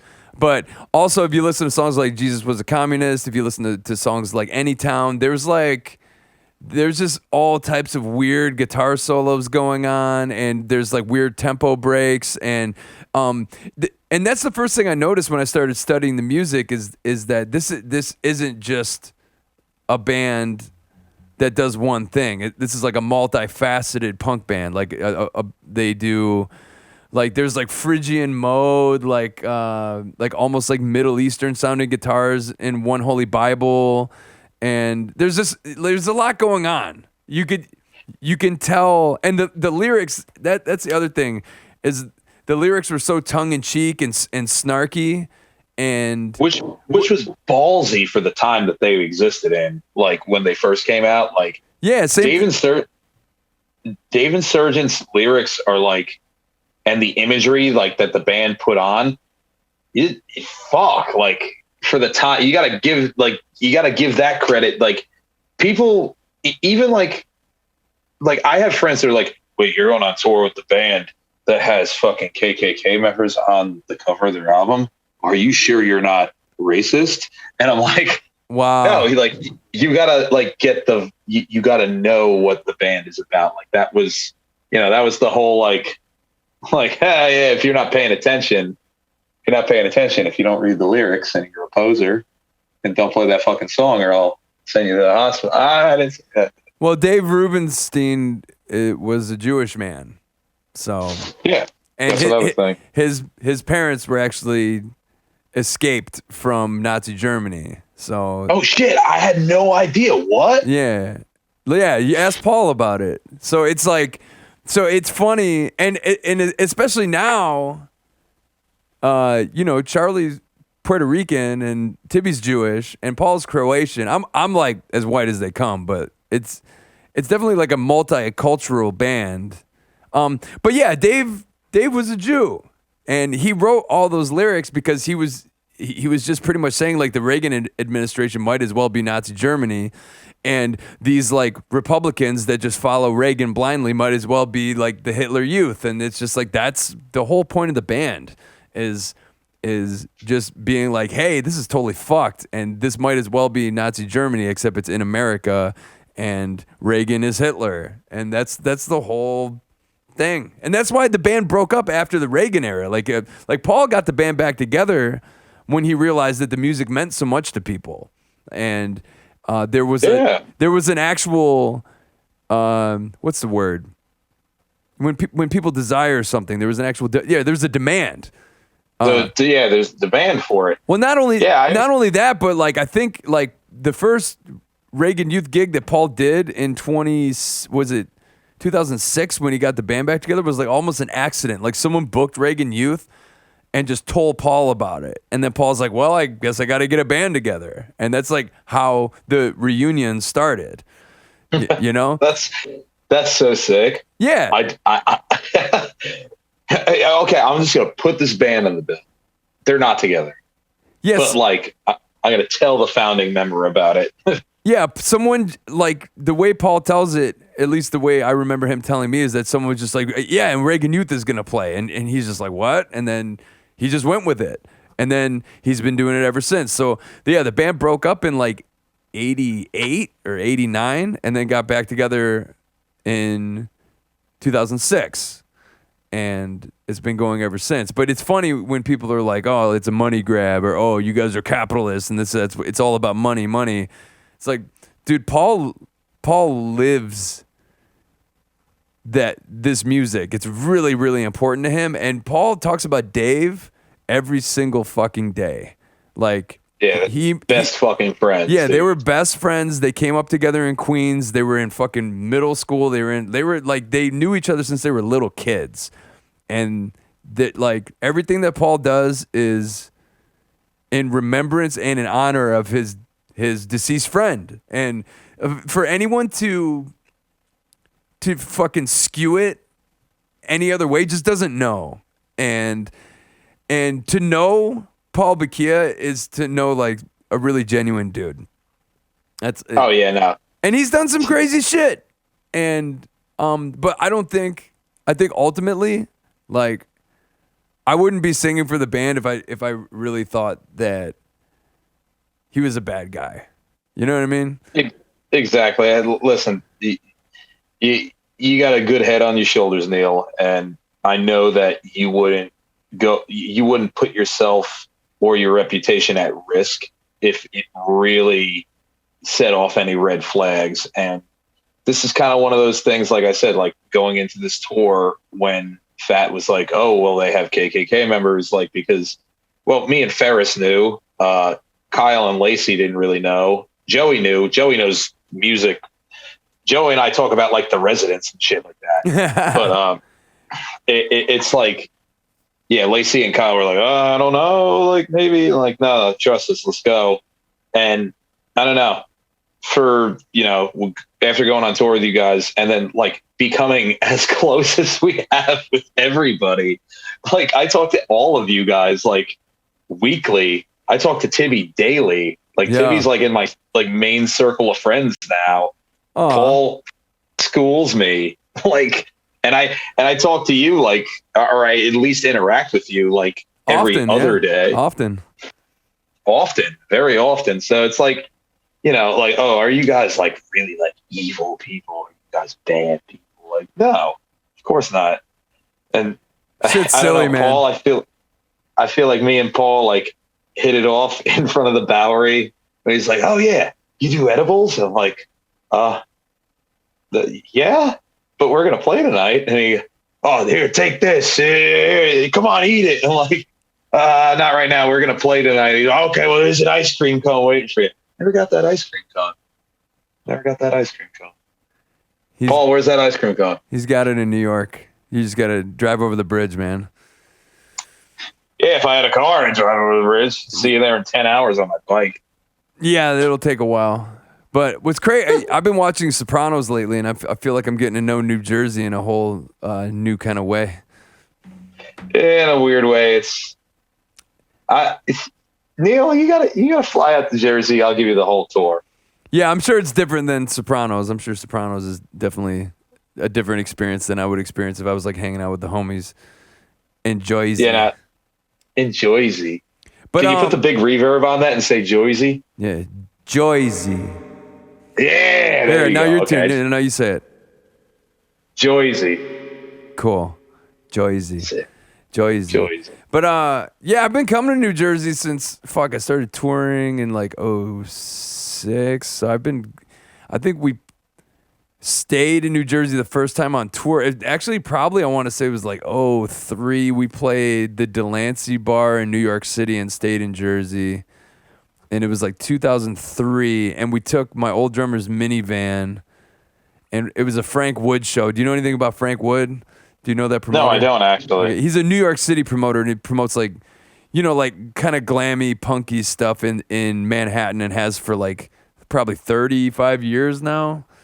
But small shows. But I remember we came out there, and there was, like, go-go dancers, and we were all drunk, and I don't even remember if the gig was good, but yeah, I'll always remember being in Manhattan for the first time playing a gig. It's like 2003.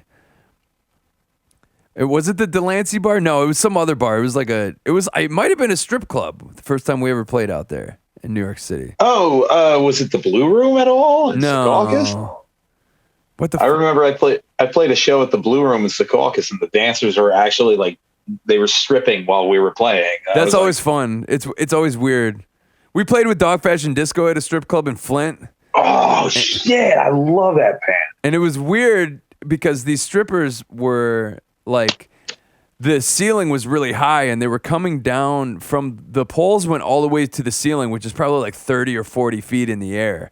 And this one stripper had an LED flashlight like in her hoo-ha. And so as she opened up her legs, there was like an illuminating, like it almost reminded me of It or something, like when the kill lights. Yeah, the dead lights. Except it was dead light. It was not coming from the stripper's mouth, though. It was coming from another orifice. So that was wild. And that was all while like Dog Fashion Disco was actually playing. It was intense. That was 2014.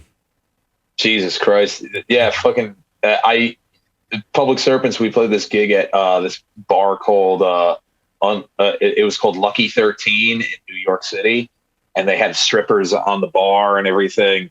And I remember I was like, you know what? I'm like, because you know me, I jump around and I, whatever. I was like, I'm going to go up to the bar. And I remember I had $1 in my pocket. I had $1 Yes. And the stripper was crawling on the bar, and I stood up on the bar with her, and I was just like, and she looked at me like, what the fuck are you doing here? And I was just like, I was playing bass, and I was just go like this. I go, like, turn around. She turns around. She sticks her butt out. I put the $1 in her G-string, and I was like, see ya. And I jumped off the bar. So I was like, that was like one of those like, hell yeah, this is rock star shit right here. Yeah, I used to have a wireless, and I used to run around like you do. And so it definitely, there's a warm spot in my heart that was re-warmed when I first saw you in your underwear and the wireless, just going around and fucking with everyone in the audience. It's a fun thing what you do.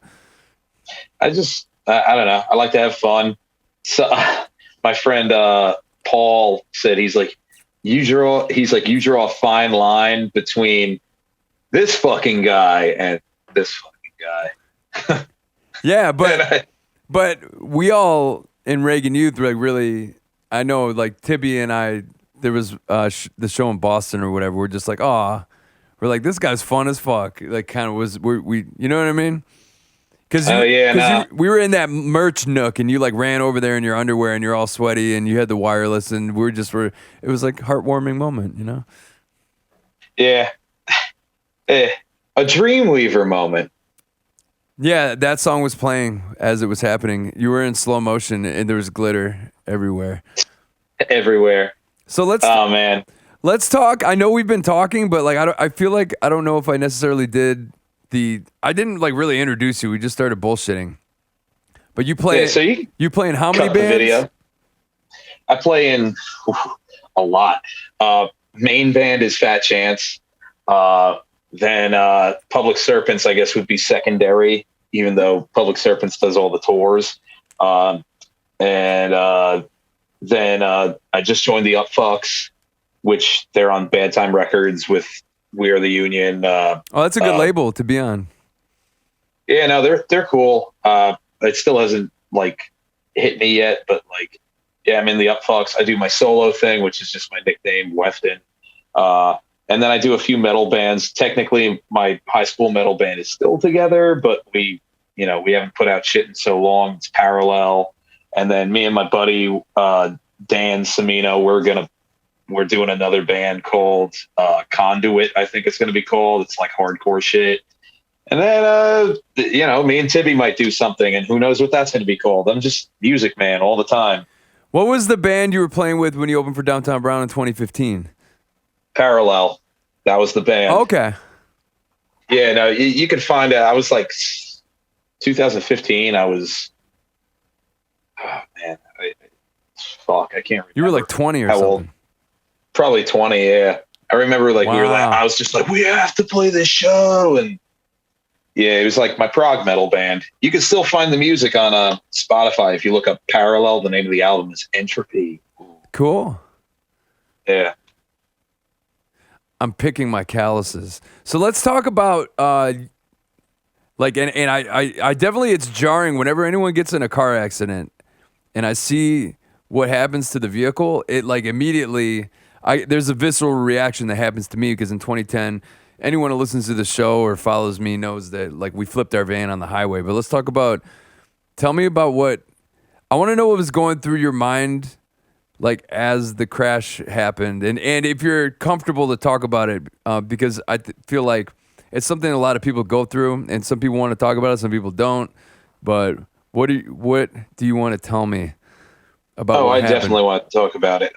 So basically, like falling asleep behind the wheel, and I will further this. Like, listen, like I know I've been like gunning beers this entire interview, like, but it's like I was not drinking during this, and it's weird because something was telling me, "Don't drink tonight." And I was like, "Okay, cool." But I remember falling asleep behind the wheel and waking up because I went off the road and then I swerved back onto it, and then I started to skid sideways, and the next thought in my head was, okay, we're just going to skid sideways. It's going to be okay. Like, and then we're just going to stop on the shoulder. It'll be fine. And then that's when I realized that I didn't even look. I was looking forward the entire time, just watching it happen.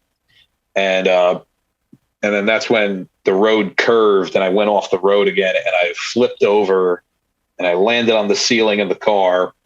And then I remember I just sat there for a second, gripping the wheel and just like looking forward, being like, I'm upside down now. Like this car is upside down now.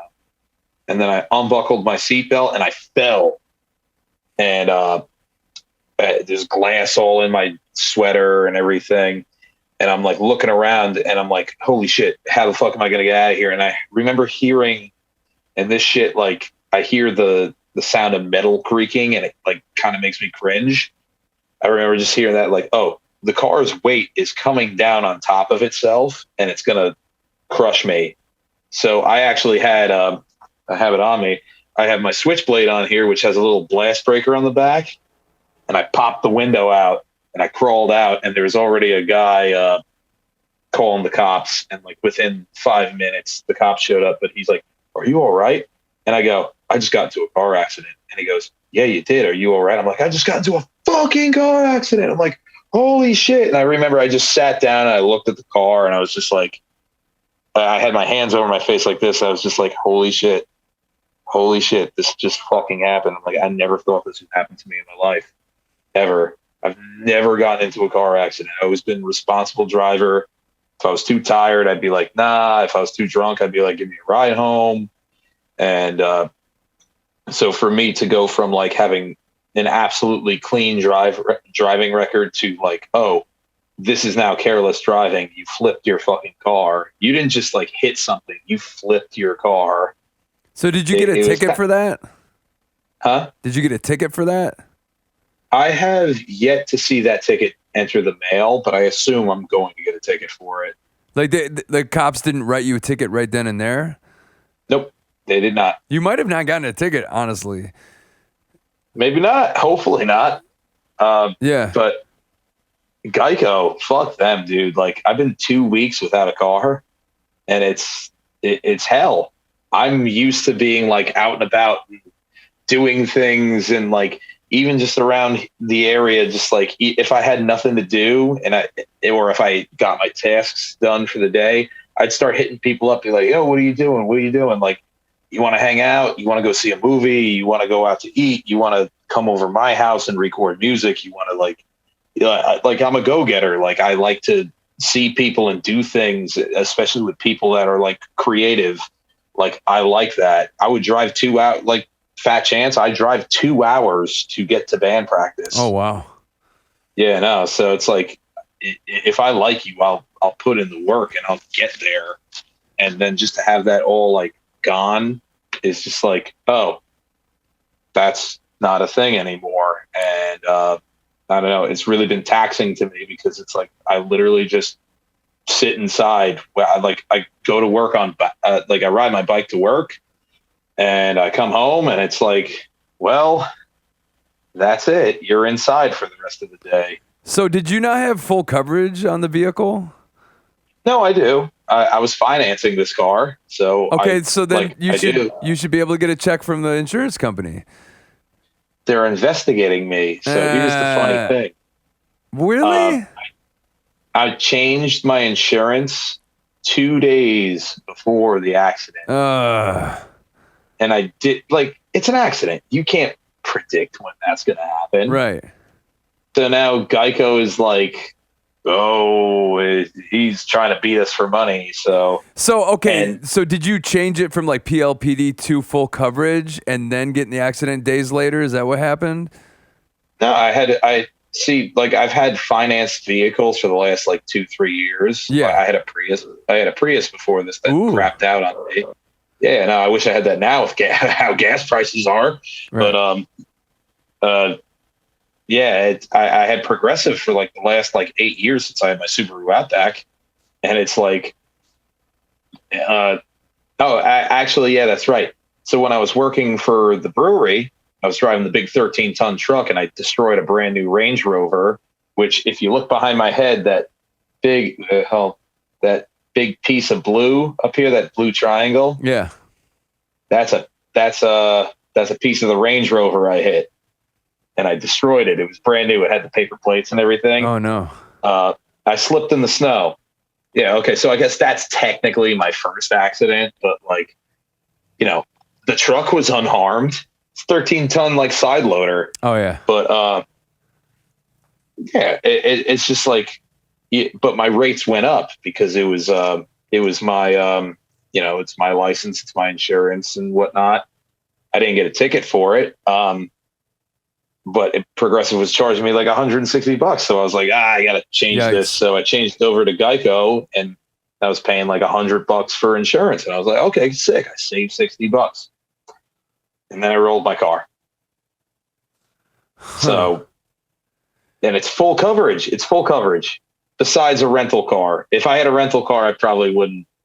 I wouldn't be worrying so hard right now. But yeah, it seems to me like you just got to keep on the insurance company, and then eventually you'll get money to put towards a new vehicle. I'm just lucky that the insurance company that I had when I rolled my shit, they gave me a settlement immediately, but it was determined as soon as the accident happened that it was black ice, and the reason we rolled the van was because of, what they call it, like an act of God or like a force out of our control. So you fell asleep behind the wheel. Like that must have been crazy, because that's something that's never happened to me. I've been close before. I've been like kind of drifting off before, but I would always like slap myself. But so what do you remember up to that? What I remember up to that, I remember being at the brewery that my friend's band, Working Class Stiffs, that they were playing at. I remember being there, and then they're like, oh, come back to the hotel, we'll party and everything. And then I remember getting in my car and then being like, trying to look for a song to play. And the hotel was 10 minutes, 5 minutes up the road, something like that. And I couldn't figure out a song. So I was like, you know what? No music. And I think that's where I went wrong. Because not having music, it was kind of like the death sentence there. If I had music or a song that I really liked, I would have been like, whatever, like, we're just going to jam and everything. So, but yeah, I don't know. I just remember like saying to myself, like when I was drifting off, I was like, and I do this thing where I'll punch myself as hard as I can into my thigh, which never works. I would always like punch myself in the face. I slap my face when it happens. Yeah, you're like, oh, come on, wake up. Yeah. But I didn't do that. What sort of roads was it on? Were you like taking side roads to this hotel, or were you weren't on the highway? Obviously, you were on some sort of side road that had curves to it, right? No, I was in Harrisburg, Pennsylvania. I was taking, I think, a main road. I was just following the GPS there. Okay. And I remember calling my friend Laura and just being like, hey, like, I just flipped my car. And she goes, no shit, you're fucking lying. I said, no, I'm being straight up. Like, I flipped my fucking car. And she goes, oh my God, please tell me you're lying right now. I was like, no, I'm not. I need you to come and get me. And she goes, oh my God. She's like, we're all drunk here. We can't come get you. I was like, fuck. So the cop actually drove me home, or not home, to the hotel. And I just remember being like, hey, can I sit up in the front seat with you? And he said nothing and put me in the back seat like a criminal. I was like, all right. Yeah, we ended up in the back of a cop car when we flipped our shit, but that's because it was during a blizzard, and this cop like honked his horn and said, "Get in here!" And we were like freezing. There was like 4 of us huddled with a blanket, just like shaking, and that was wild. Well, fuck, man, that's crazy. So you literally woke up as you were crashing your car. Yeah, I was only out for like 2 seconds. I got to see the whole thing happen before my eyes. Yeah. And yeah, I don't know. I think, and it's funny, like I did like the rock star thing afterwards. Like we went to the hotel room, they calmed me down. I remember they're just like, "You're okay, you're alive, we're glad you're here." And like, yeah, we drank beers and we destroyed that hotel room. We were throwing shit through the ceiling. I was stabbing the mattress and everything. Because I was like, "Ah, fuck yeah, I'm alive." Like, yeah. Hell yeah. But then I woke up in the morning and my head was killing me. And my body hurt. I could not pay attention to anything anybody was saying. And when they put me on the train from Harrisburg to Trenton, New Jersey, I remember just looking out the window and seeing the sunset, beautiful fall scene, and just being like, this could be my last train ride. Like, I could be dying right now. And like, it was kind of like, I don't know, like even right now, I'm kind of getting choked up about it. It's just like, it was just like one of those senses, like where you really think you're going to die. Like you're going to like fall asleep later that night and not wake up. And I did, I woke up, but, it was funny having that feeling. Like, this is literally like my last day on earth. Like, this is tough. Like, and thank God it wasn't. I got a CAT scan the next day and they're like, "You just got the most mild of concussions." But like, you were the one, you're like, "Yo, please get checked. Like, please get checked." I mean, if you hit your head, you got to be careful, dude.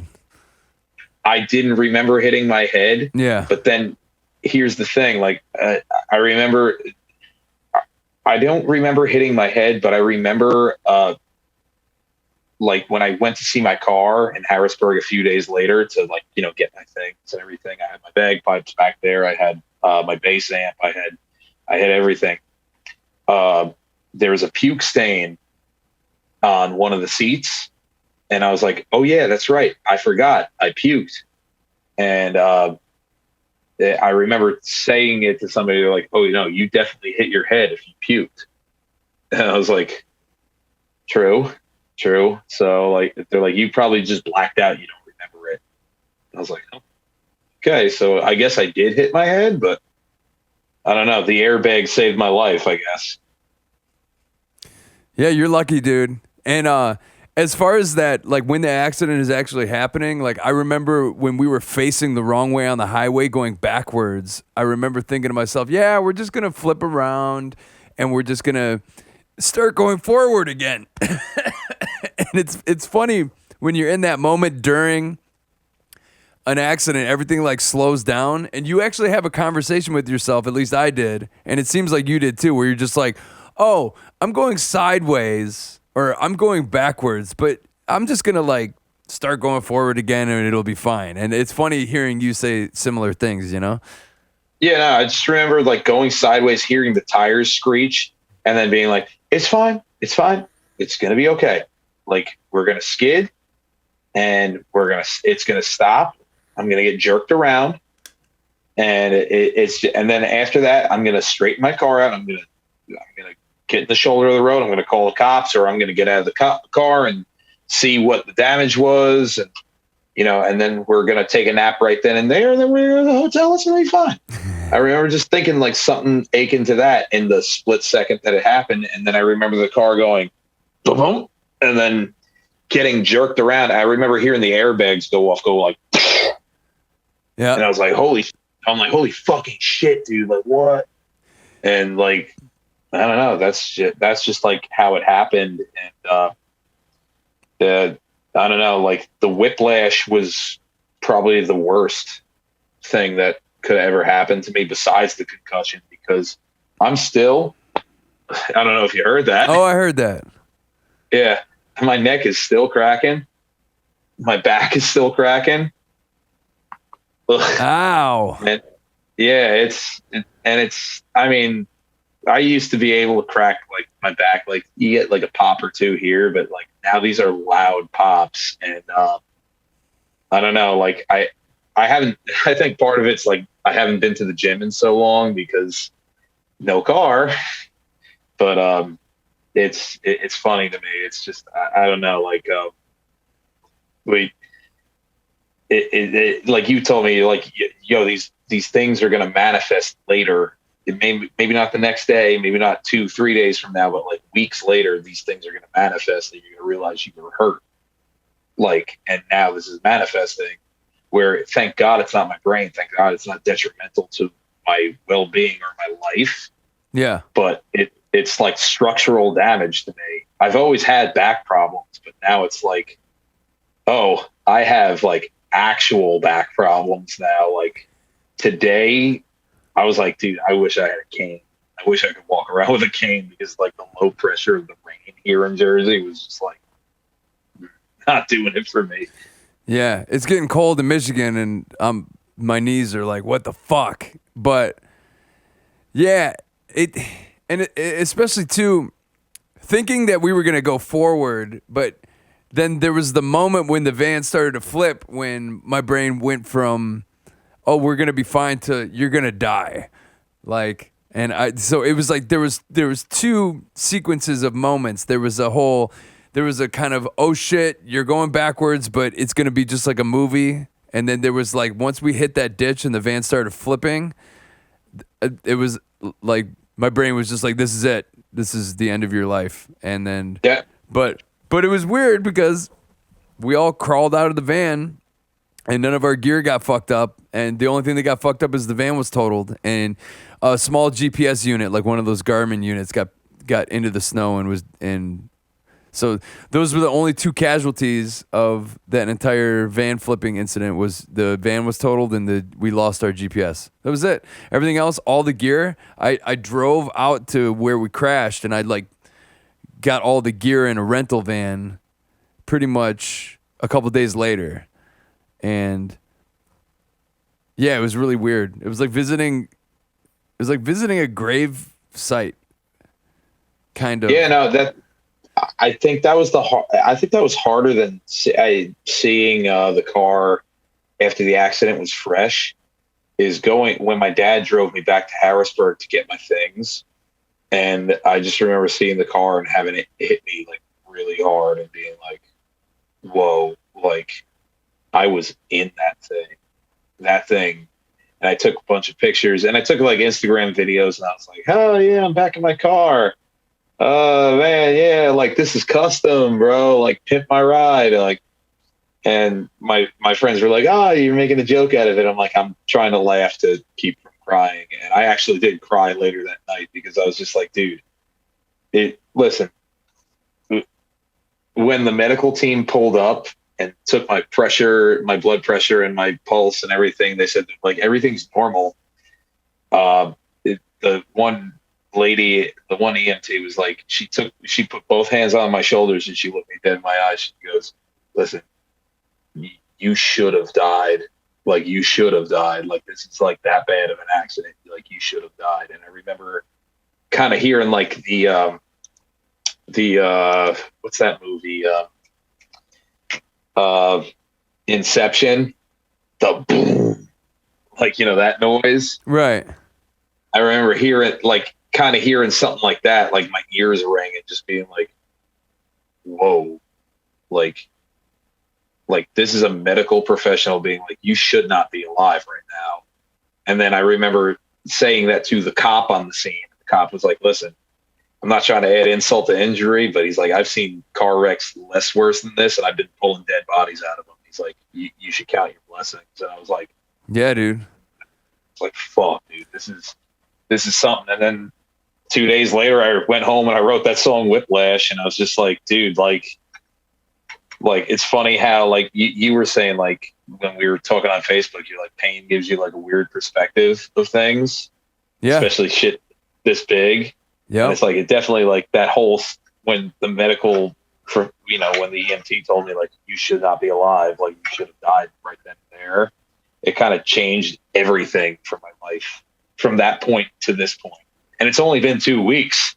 So it's still really fresh. And that's the thing too, is, going back to like when you go back to your vehicle and you see it in broad daylight and you see how fucking gnarly the accident actually was, it's super impactful. And yeah, and then you'll be riding, like, I know you're bummed out about not having a car and there's that whole insurance bullshit that you're going through, but you ride this high for a period of time where you're just like super, super fucking grateful to even be alive. And if it's only been 2 weeks, I can only imagine that right now you're just like, you're kind of high just from having survived this, right? Yeah, very much so. Like, I don't know. It's like the relationships I've made in my life with like friends and, family, like they mean like 100% more.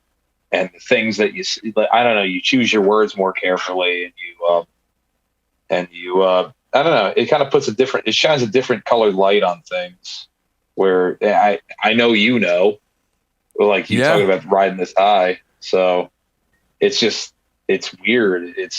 I don't know. It's kind of like things, the best way I could put it is life has a new meaning at this point.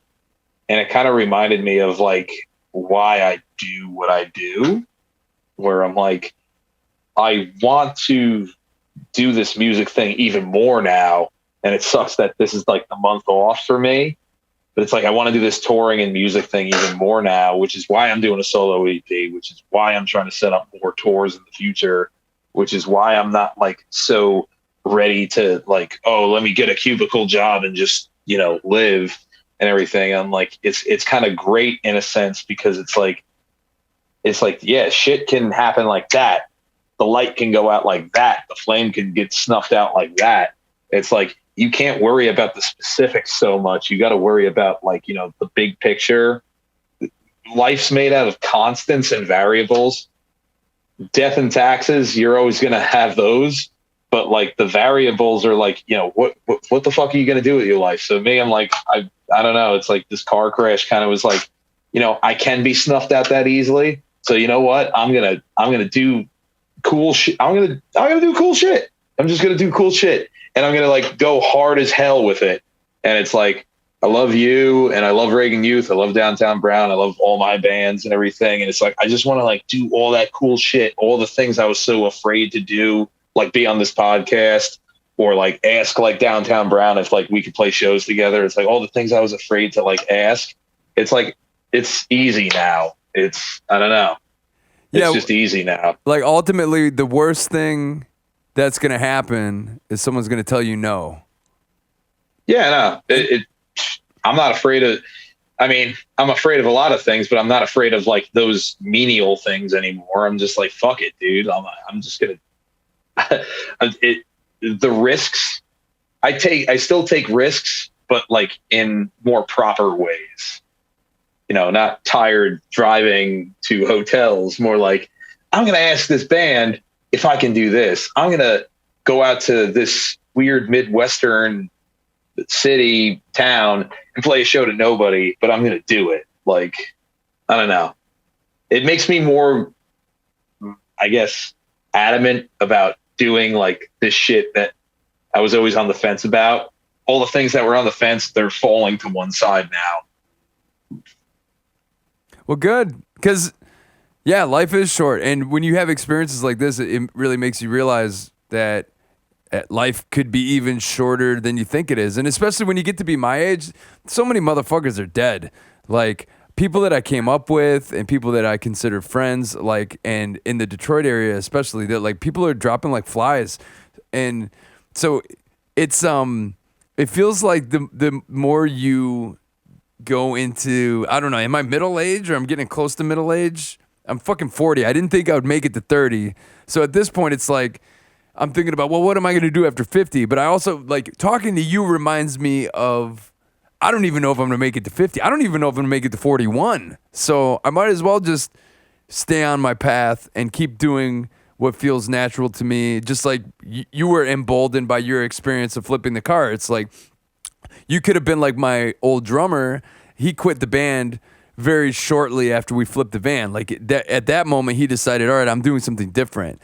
But all of us who stayed in the band decided we were going to keep going. And I feel like you kind of chose what I chose back in 2010, and you're like, I flipped this fucking car, but like I'm just going to keep doing what I was doing before, but now I'm going to do it like with a little less fear and a little bit more gratitude. And that's lovely. But even I would respect you even if you chose after that to do a different thing in life. You're like, all right, well, I need to, have a good job with health insurance or something. Like, I don't know. You're the homie.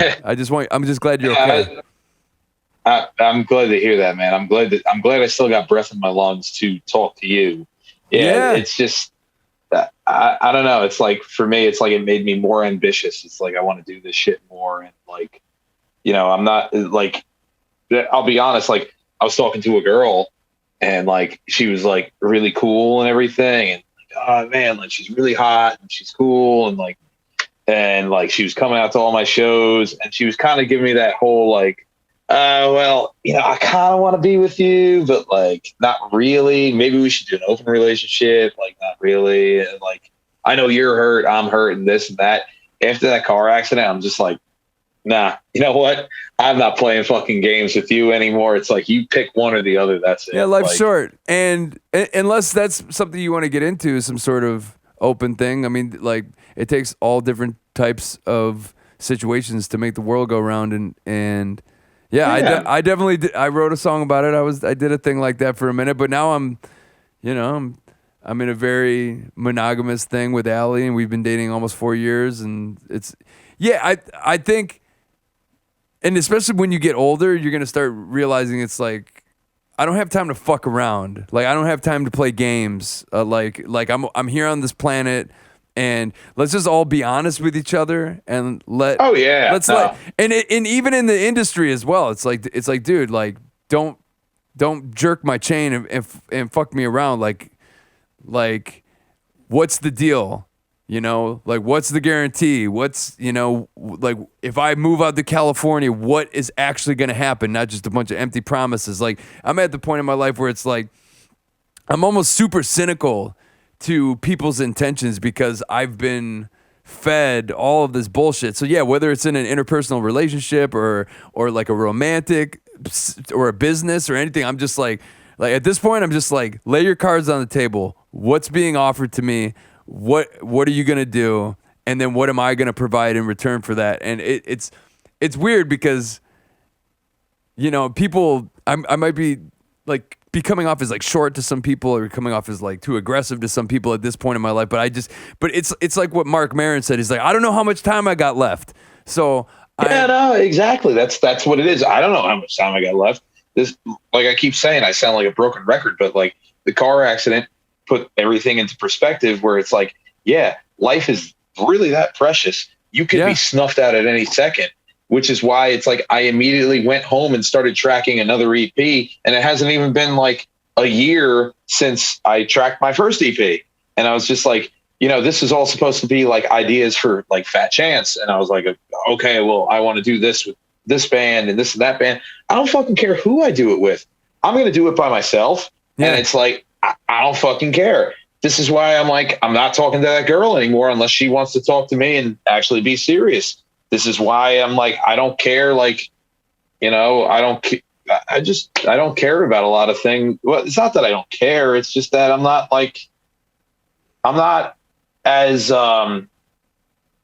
what's the word? I'm not as over analytical as I used to be because I'm one of those guys, like I need to be like super duper sure before anything. And I have to look at all the angles of things. And I'm like, nah, dude, like, I'm still going to be like that to a point, but like at the same time, I'm just like, you know what? Like you said, lay your cards out on the table. Let me look at the facts. Let me look at what you've got to offer. And what am I going to offer? I'll tell you.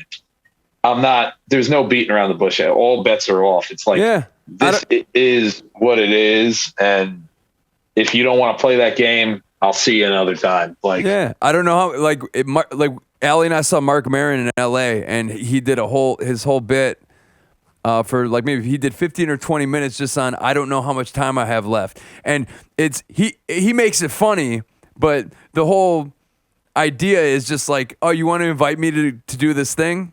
I don't know how much time I got left. I'm going to say no. It pretty much is talking about how when you get to be a little bit older, you can be really picky about shit, because if time on this earth is finite, then you should be doing only the shit you want to be doing, like not getting involved in a bunch of drama or in a bunch of head games with other people or trying to please other people all the time. If your time on this planet is finite, choose your activities wisely. Like, don't just say yes to everything because someone asks you for something. Like, you can say no. You can choose you over some bullshit or, someone taking advantage of your kindness. You can be interested in your own self-worth. You can be a little selfish. You can be like, is this good for me? No, it's not. I'm not going to do it. Do I really want to do this thing? No. So I'm not going to do it. And then go back to the Mark Maron thing. I don't know how much time I got left. And that's why I don't do anything. But I work on projects and hang out with my girlfriend because I don't know how much time I got left. So like as far as me hanging out with people that are just like partying and not doing much, like I spend every day of my life trying to work on some project. And you same guy.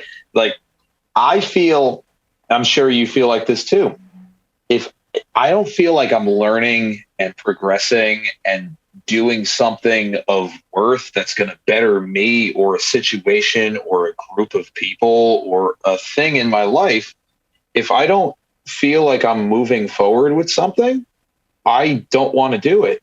It's part of the reason why I left the brewery. I wanted to go into the brewery, learn how to brew beer and like learn a trade that wasn't audio, because I know audio, it's cool, but it's a very cutthroat business. And, if you say no to something, there's going to be somebody right behind you that's going to say yes. Yeah. And I didn't want that. I wanted just to be like kind of like an artist in a sense where, a brewer is a brewer and you can make beer and you can make your own version of the same thing that everybody enjoys. But the people I worked with were assholes, and the business that I worked for pigeonholed me into, just distribution, and, I couldn't grow. I was just, and I was unhappy. So I left. But the reason why I keep doing music and the reason, there's no money, let's be honest, there's like little to no money in it, especially for me at this point. I would like to make a paycheck off this to where I can be like, let me, buy a round of shots for everybody for a night at least. But it's just, I don't know, to a point where it's just like I keep doing it because it's like, why did I join these ska punk bands? It's like, because I was tired of playing metal and I wanted to, do something different and learn. Why did I pick up bass when really I'm a guitar player at heart? I wanted to learn something new. Why did I go on tour with Reagan Youth? Because I never went on like a full tour. I did just weekenders for the time being. Like I never went on like a full like week and a half long tour. Was that that was the longest you've been out? Seriously? Yeah, that was the longest I've been out, dude. No way. I've only done weekenders like 3-4 days at a time. Like that was for real? The most. I didn't know that. Yeah. And that was did you know that was Fat Chance's first tour? No. No, Fat Chance never went on tour ever until that tour. Well, cool. Yeah, and we always say, we're like, I tell you all the time, if any of your bands want to go on tour, Fat's got your back, dude. We got you. Yeah, I mean, we'll see what the future holds. It was weird. I had the structure of my life changed considerably when COVID happened. Like before, I was pretty much like, okay, I'm going to be essentially homeless and I'm just going to book tours all the time so I don't ever have to get a place. I'll just stay with whichever girl I'm dating, or I'll sleep in my mom's basement, or, for 17, 18 years. And then when I got out west, I'm like, I'm just going to live in my van and be homeless and still do the same thing. And I did that 2016. And in 2017, I'm like, I actually have to have a place to live because the girl I'm dating doesn't want to live in a van with me. And who would? That's ridiculous. And then So then 2017 kind of started this whole like paying rent thing, which is hilarious because I started my band in '01 and I didn't start paying. I mean, this is how much of a scumbag I was for so long. I didn't start paying rent until 2017 because I always had a place to crash, and which I'm very lucky. And I was on tour. I was on these long tours, like 5-6 week tours, and there would only be like little month to 2 month long stretches in between tours. We would do 150 shows a year, like when we were really doing it. And so I'm just always like, well, I'll just stay with my girlfriend. I dated the same girl for like 4.5 years, and I just always was like staying with her or crashing at my mom's or crashing with friends, and I did that for so long. But now I'm in this now I'm in a house, bro, which is fucking crazy. This is crazy. You know? I know. If it makes you feel any better, listen. I was going to move out when I got out of trade school, but then I noticed my dad's health was declining. And I was like, well, I got to stick around for that, take care of him. And he's not like so bad. Like you just saw in the middle of this interview, like he came home and he can drive. He can somewhat walk. That's good. But the dude, like he told me he fell down in the driveway when I was at work and he couldn't get up. And I'm like, yeah, that scares the hell out of me. And it's like, that's the main reason why I still live at home technically, but like I've been homeless. I've lived out of my car. My mom woke me up at 3 a.m. one time and told me to get the fuck out. And it was like, I lived in my car for a month and I went out to New York City trying to like do like the bum thing, like, and it just didn't work out. That's hard. Yeah. But like now I'm finally to the point, like I've been down South Jersey. I'm a North Jersey boy, but like I've been down South Jersey like 7 years now. It's going to be 8 next year. And I'm just like, I'm so ready to like pay rent at this point. Like, and I was going to do it with my ex-girlfriend, but she decided to do other things. So I pawned that ring off. I got my money back and now I'm just existing and I'm doing cool tours and that's it. We'll get out eventually, but for right now, I can't say that I'm unhappy with my living conditions. My dad's fucking hilarious. I love my dad to pieces. Yeah, it's good. And that's the other thing too, is if he's having mobility issues, you being there is a good thing. And I think it's admirable actually because I mean, fuck, man. My mom fell not too long. My mom's doing way better, but my mom fell not too long ago, and I was actually at the house when it happened, and that shit was terrifying. Like calling the ambulance and having them take away your parent is fucking rough, man. And so, I think what's weird about America is how much pressure they put on you, like becoming this kind of selfish, like desert island of an entity, like detached from all of your family and whatnot. Like it's kind of promoted in a strange way in America. It's weird. And what's weird is in Europe and Mexico and a lot of other countries that the entire family unit all cohabitates. Like grandma lives at the house and the parents live at the house and the children live at the house until they get married or whatever. But like it's not necessarily frowned upon like it is in America. Like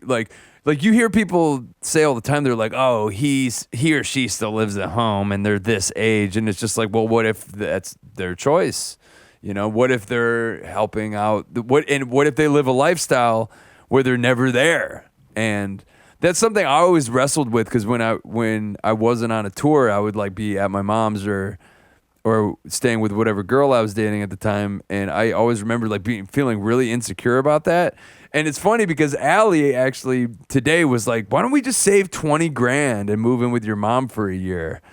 And it's not going to work because of the cats, but it's like, dude, you can save a lot of money and you can help out loved ones. Like to me, it's admirable. Like, cause the way the ecosystem is, as far as renting, you're just literally lighting that fucking money on fire anyway. So it's like, why wouldn't you just live in a house with your family until you could afford a house of your own instead of like moving out and just lighting money on fire? Like we did the math. Like for us to stay in this place another year is going to cost about $20,000. Yeah, it's crazy. It's crazy. It is crazy.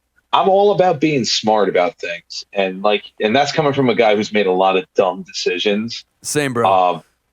Yeah, but like that's the thing. It's like I always say my dad's like my biggest inspiration for my lifestyle. My dad ran away from home when he was 19.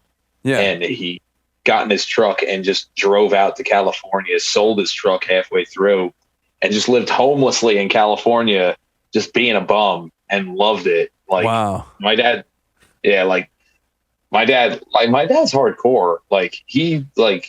He's seen like life for what it is. He's seen the highs and lows. And then it got to a point where, okay, I need to get a job. So he, got a truck. He came back to the East Coast and he was like, okay, I'm going to go to Lincoln Tech and do, refrigeration. And that's like his story. But like my dad, like fully supports the whole, his thing is like, yeah, you could live here, just help out and don't be a dick. And I'm like, that's kind of, I've been 7 years. I think I'm doing okay. But it's just like, whenever I tell him like, yeah, I'm going out to Buffalo and Detroit and I'm going out to California to play these shows, or, I'm going to the UK, which is Public Serpents is doing next year. Yeah. It's like, oh yeah, I'm going out to the UK. I'm going to Europe. I'm flying in, I'm playing a show in Dublin and we're ending in Barcelona and everything like that. He's just like, yeah, do it. Like he doesn't do the whole like parent thing where it's like, oh, well, you got bills to pay, or, can you afford it? Like, are you saving money? He's just like, yeah, no, fucking do it. Like, yeah, because when he was your age, he was experiencing a similar thing, right? Yeah, no. So that's why I say, like, I really can't complain about that whole, like, it's weird. It's like, it seems from, and we were talking about like the age gap between you and me, despite being the same guy, is that I feel like people from your time, like your parents were kind of like, maybe not your parents per se. Let's not say your parents, but let's say like parents at the time for kids your age were kind of like, no, you can't be in a rock band. You can't tour. You can't do this. Why are you doing this? And it seems like my parents or parents of my time are kind of like more supportive of the musical rock star endeavors and everything. It's weird. That's interesting. Like, my mom was always really supportive, but she just was trying to counteract how rigid and terrible my father was. So she pretty much just like was nice to me no matter what I decided to do. And she just is like, I just want you to be happy, because my dad was always poo-pooing literally everything I ever did and my sister and my brother ever did. He was just super negative, So I think to a fault, my mom was supportive to a fault, like would just pretty much support anything we wanted to do, as long as it made us happy and it didn't land us in jail, So, yeah, that's kind of, it's weird, the parallels, because, well, yeah, like my mom would support a certain amount of things, but like the rock star thing, being in bands, like my mom, I remember specifically waking up at 2:00 in the morning when I lived with my mom, and my mom being like, talking to her boyfriend on the phone, being like, yeah, he's not going to do anything with his life. Like, no, fuck him. And I remember like crying myself to sleep that night and being like, wow, my mom said that, but she didn't know I was awake. Just being like, wow, this is like a worthless dream. And then like my dad on the other hand, dude. was always just like, my dad was on the other hand was just like, like, I don't understand it. Maybe don't agree with everything out of it, but I want you to do it because, it makes you happy and this is who you are. So that's what a parent should do, I think. You yeah. know? Like, it's one thing to worry about your kids, but to actually just be like, hey, I know you have a passion for this. Go for it, kid. Is like, if you have a parent like that, there's even one parent like that, you're lucky, Oh, yeah. Nah, it's like I said, I love my dad to pieces. Like, he's my fucking rock, dude. Like, the dude, like, even when I got my first tattoo, like, he has no tattoos, but he's just like, okay, yeah, I'll pay for your first tattoo. Like, fine, you can do this. Like, and he was shaking his head the whole time, but he was like, hey, it makes you happy. You like it. Cool, whatever. Like, my dad's just been like super duper supportive of like every crazy idea I've ever had. And I'm glad I have one parent like that. Yeah. Because if you have one toxic parent, that's one parent that you don't even really need to communicate with. And what's crazy is when my father died, I didn't speak with him since 2014. So there was a whole 2.5 year gap where I didn't say one word to him. And then he got sick, and I told him I wanted to come down to Tennessee to help him. And he told me to stay where I was. And then I was just like super pissed off. I was like, fuck you. And then when he was in the hospital dying, I was on tour, and I just said, fuck you. And I stayed on tour. And then when he died, I was like literally in the back of my van, and I got a text from my brother when he was gone. And, yeah, just because, that's how fucking toxic it was. I literally like had nothing to do with him all the way up until he died. And you know what? Like, there's a part of me that's like, should I have been there? But it's like, no. It's like that the dude literally bullied me my whole life. Like he fucking tormented me. He caused me all of my mental baggage was caused by trauma from him. Oh yeah, no, that's how I feel about my mom. My mom abandoned my 2 brothers and kicked me out of my house when I was at my most vulnerable point of my life. And it's like, I'll be honest, like there's some days I wake up and I'm like, I really should text my mom back and be like, yeah, whatever.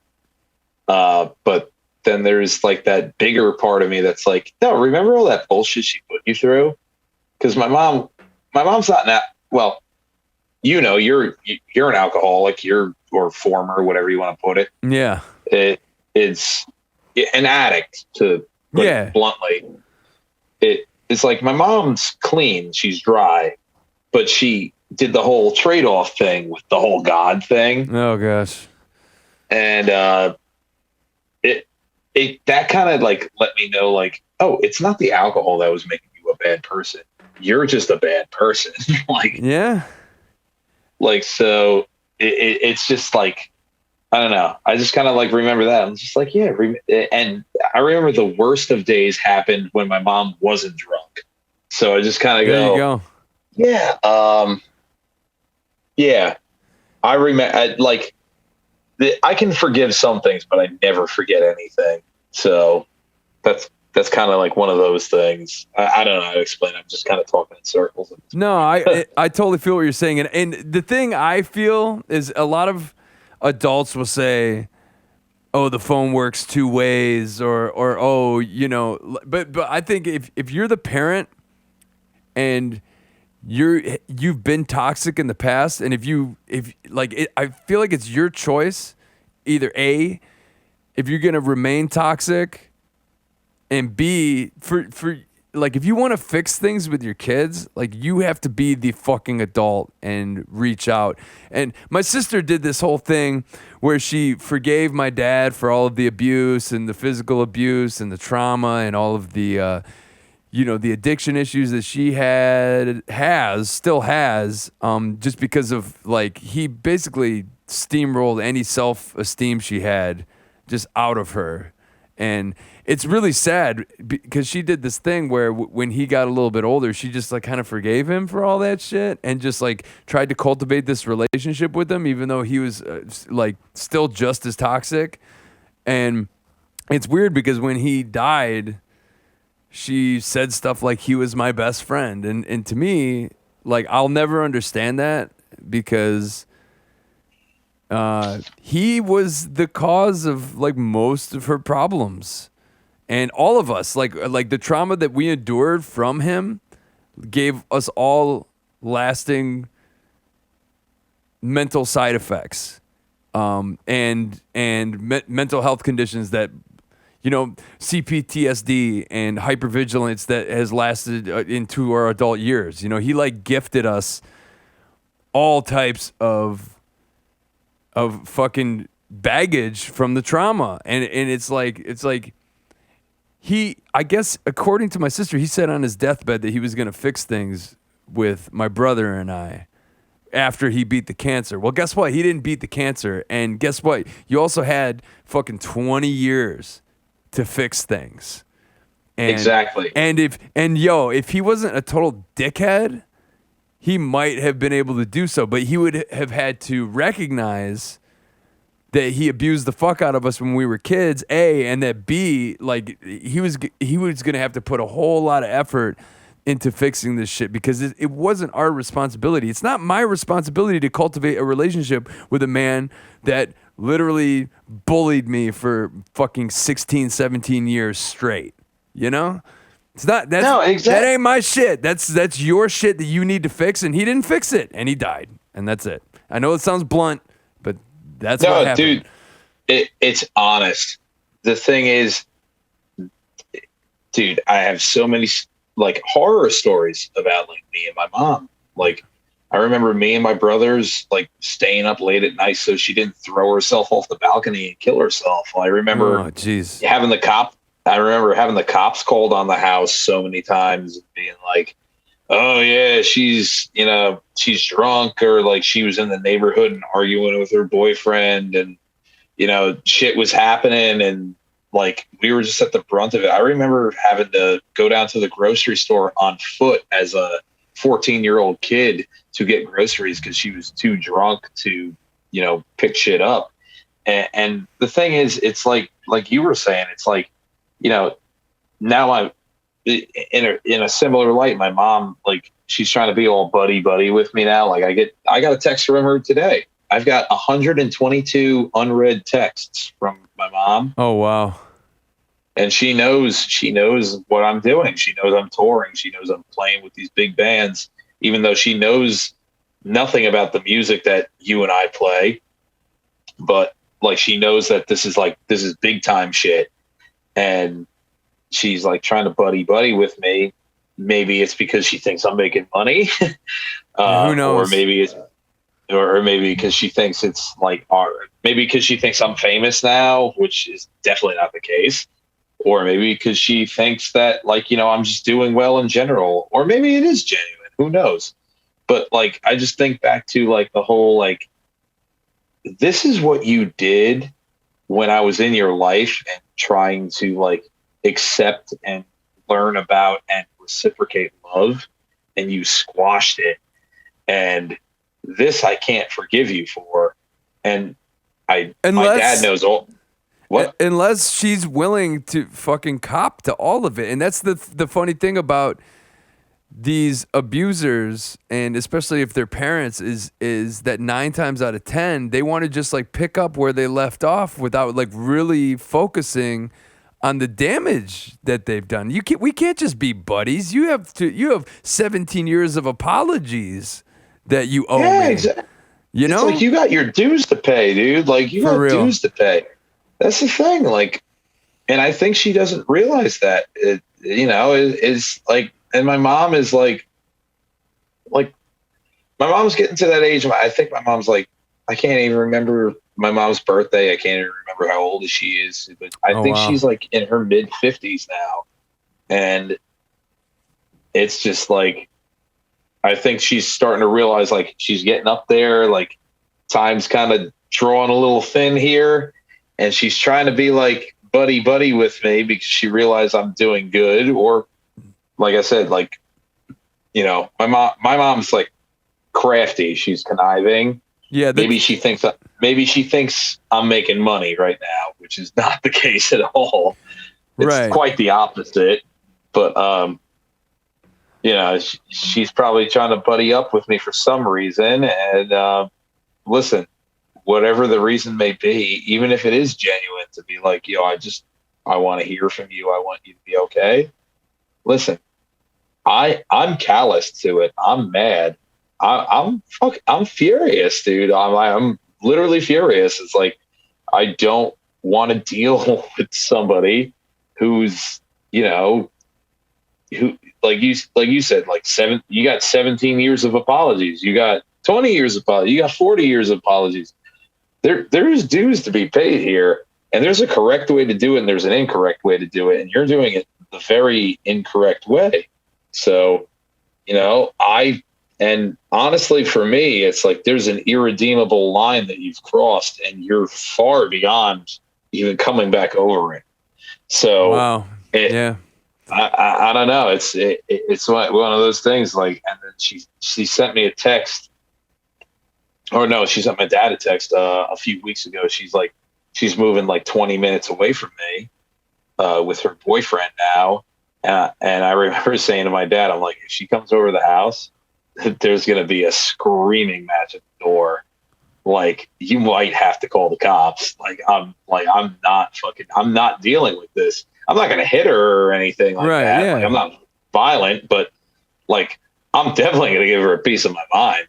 Like, wow, you can't take a friggin' hint that you've been texting me for the last like 6 years and I don't answer.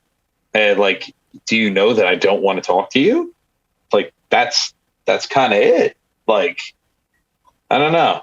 It's just one of those things, man. Like I said, like, you got dues to pay, and like, listen, if you want to make things right, let's make things right. But you're going about it the wrong way. Don't be like texting me this shit like, oh, I wish you would just talk to me and everything. How about you call me and be like, listen, I was wrong. This shit's, I'm so sorry for everything that happened. Let me put in the work starting now to make things better.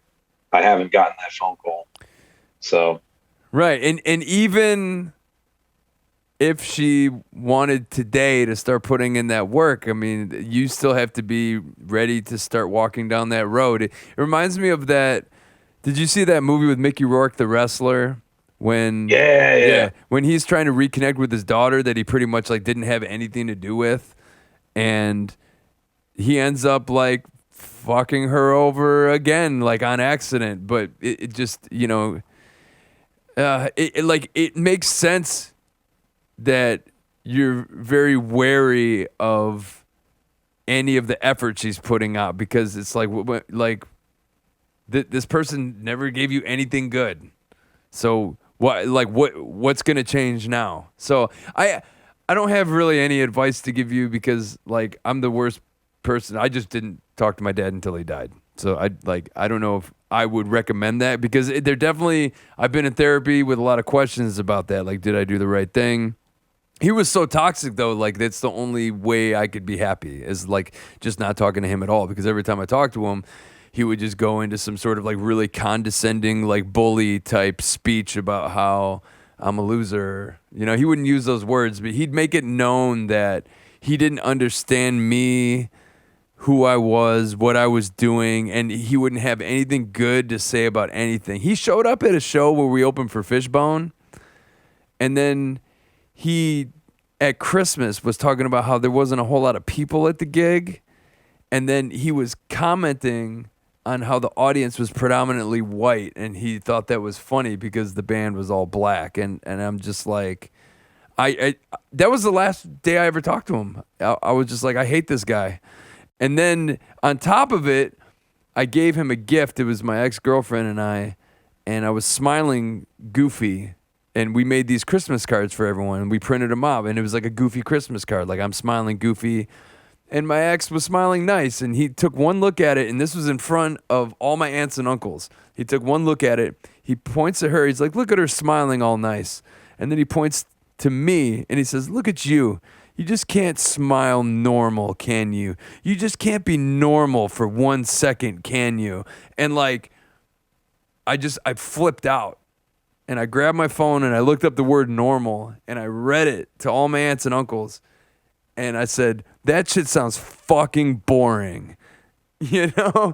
And then I left, and that was the last time I ever talked to him. That was 2014. So he went from he went from insulting my heroes in Fishbone, and this guy's never done anything creative in his life. He went from insulting them to saying that they didn't bring a whole lot of people. It's like what have you done that people have shown up to pay for? Nothing. And then, exactly. And then on top of it, he just had to drive the nail in the coffin that I'm not normal, like in front of all his normal brothers and sisters. You know what? All those people are fucking boring. And but listen, can I just say something real quick? Yeah, I've been saying this for like a while. Like pretty much, no, you are okay, Neil. Like on the real, like you are like one of my biggest inspirations as a musician. Aw. You were one of like you're one of the greater people I know in my life. And it's like, the thing is, like, you're a talented individual. You're a great person. You're a talented individual. You got a good grip on things. You're organized and everything. No great person, whether it be a musician, whether it be a creator, a doer, a lifer, like whatever you want to call it. No a billionaire. No person who ever made a difference was ever normal. And like, that's the thing. And I'll narrow it down to what we do, musicians. No great musician was ever normal. No. They didn't fit into a bolt. Think Zappa. Think like Prince. Think like, guys who inspired you and me. Think like Patton and everything like that. Like, those guys are the farthest thing from normal. And like the guys who like listen to like Mr. Bungle or Prince or Frank Zappa, and they go, "Oh man, I can't stand them." I don't want to fucking know you. I don't trust you. Like, exactly. It's just because, like, it's not even that you don't get it. It's just that your brain and your personality, the way that it works, you're so shut off. You have these blinders on like this, and you're unwilling to accept new ideas. Maybe not exciting to you, but exciting to a lot of other people. You're like just unwilling to accept these what's the word I'm looking for? You're unwilling to accept like these outside forces and everything. And that makes you ignorant. Ignorance is the definition of like you're unwilling to accept anything other than what you've been taught. I look to expand my horizons beyond what I've been taught, because I feel what I've been taught is just this, it's a box like this big. Yep. I want my box to be like as big as this room, big box and everything. And that's why I kind of like, through the years of playing, I played in like 1 million bands at this point. Like I still play for like 4 or 5 bands, 6 bands, 7, 8, whatever. I'm about music. Music's my life at this point. And it's like, I don't think that anybody who ever made a fucking difference in life, in music, politics, or humanitarianism, or anything, art. Let's just encompass everything into one blanket statement. Anybody who ever made a difference in in creative art was ever normal. Everybody was always weird at a certain point. So that's why I say it's like anybody who's like, you're weird, or you're not normal. Yeah. Thanks. Duh. Yes. And that's the funny thing. The funny thing about my dad is my dad did the normal thing, and he ended up like dying a fucking lonely dude with not a lot of friends, and he like just wanted to live on a golf course. And that's like, if that's normalcy, then put a bullet in my fucking face, dude. Cause that's what I say. Cause bro, like what I'm doing, to me, as much as my body hurts and as much as like I feel beat up, like my life is fucking exciting. Like, dude, I'm going to play with Suicidal Tendencies on December 11th. And like my band, my other weird band has all these fucking, like we just played with the oiled up sax man from Lost Boys. Like my life is fucking sick. And it's exactly, dude. And it's not normal. And I designed it that way because I like to normalcy to me is death. Like, oh yeah, no, dude, I could be working in a fucking cubicle right now. Me too. You and I could have never met. We could have just, or maybe we probably would have met by fate standards, whatever you want to believe in. But like, I knew from the start that I didn't trust politicians. I didn't trust leaders. I didn't trust the system. Anybody. Anything. I know my that, mom. like, That's about listen, it. In my future, there's not a lot of money. There's not a lot of glory per se. There's not a lot of normalcy, but I know that there's a lot of excitement, and there's a lot of off kilterness, and there's a lot of surprises per se. But regardless of all of that stuff, is that no matter where I end up, whether it be homeless, buried, with fucking children, and I'm married to like the girl of my dreams or whatever, I know that I'm gonna have a fuck ton of memories to spew upon everybody who's interested to hear them, and that's all I've ever wanted in this life. Like, that's all I've ever fucking wanted. That's beautiful, man. I think I got to do this other interview, so we should end on here because I think it's a good high positive note we're ending on. Definitely. So Weftin, real quick, plug all of your shit, all your bands, plug everything, and then we got to cut it. But this is great. Yeah, I mean, if anything, this conversation just fortifies the whole that we're the same dude, because all the parallels between our parents and the parallels between choosing what we want to do and like getting in the car accident and deciding that was going to embolden our creative paths and doing all types of different projects and getting wet in all types of different ways. Yeah, it's lovely to know you. I love you very much. And definitely plug your shit. Let's go. Boom. Yeah, I'm gonna love you very. I love you very much. Real quick, love me very much. Look at this shit. This is the Malort you got me. It's like that. There's that a little low. bit left. See, if I was just from the tour. If I was still drinking, that would be way gone, dude. But yeah, so props that it still exists. Let me. Yeah, me too. Let me plug this. Fucking Fat Chance. We're coming out with a new album eventually. I think it's going to be called Get Your Shit Together, man. Parallel. We're reforming eventually. Upfux. We're coming out with a split with Noise Complaint in California called Coastal Collapse or Coastal Collide or something. I don't know. On Bad Time Records. Public Serpents. We're coming out with a record called The Bully Puppet. Eventually, we're going on tour with Escape from the Zoo and Run Rabbit Run eventually, maybe Days and Days. That'd be cool. Shout out to Downtown Brown, Screaming Mechanical Brain, Long. Let's play a fucking show together soon. Shout out to Reagan Youth. Yo, if you want to feature me on that album you're coming out with, even if it's just for 2 seconds and gang vocals, I'll do it. Let's do it. We'll do that. And just... yeah, the last Parallel, my metal band, and Conduit. Be on the lookout. Follow me on my Instagram at Weftin is dumb. And the last thing I want to say that I can think of is, hey man, Neil, thanks for being my friend. You're welcome, dude. I'm gonna get back into podcasting. I never thought we'd be, huh? I'm gonna get back into doing this podcast thing, but I'm glad. Like, it's nice just to have a conversation with a homie to ease my way back into trying to do this content grind, because I got busy doing shows and doing real life stuff, and it's like my internet stuff kind of took a back seat. But I want to get back. I want to try and do both. How do you do everything all at once? Like, how does a person do that? How do you do everything all at once? You just grind, dude. Like, listen, I do all this shit. You just find where to fit it all in. And I don't know how. There's no one true method to do it.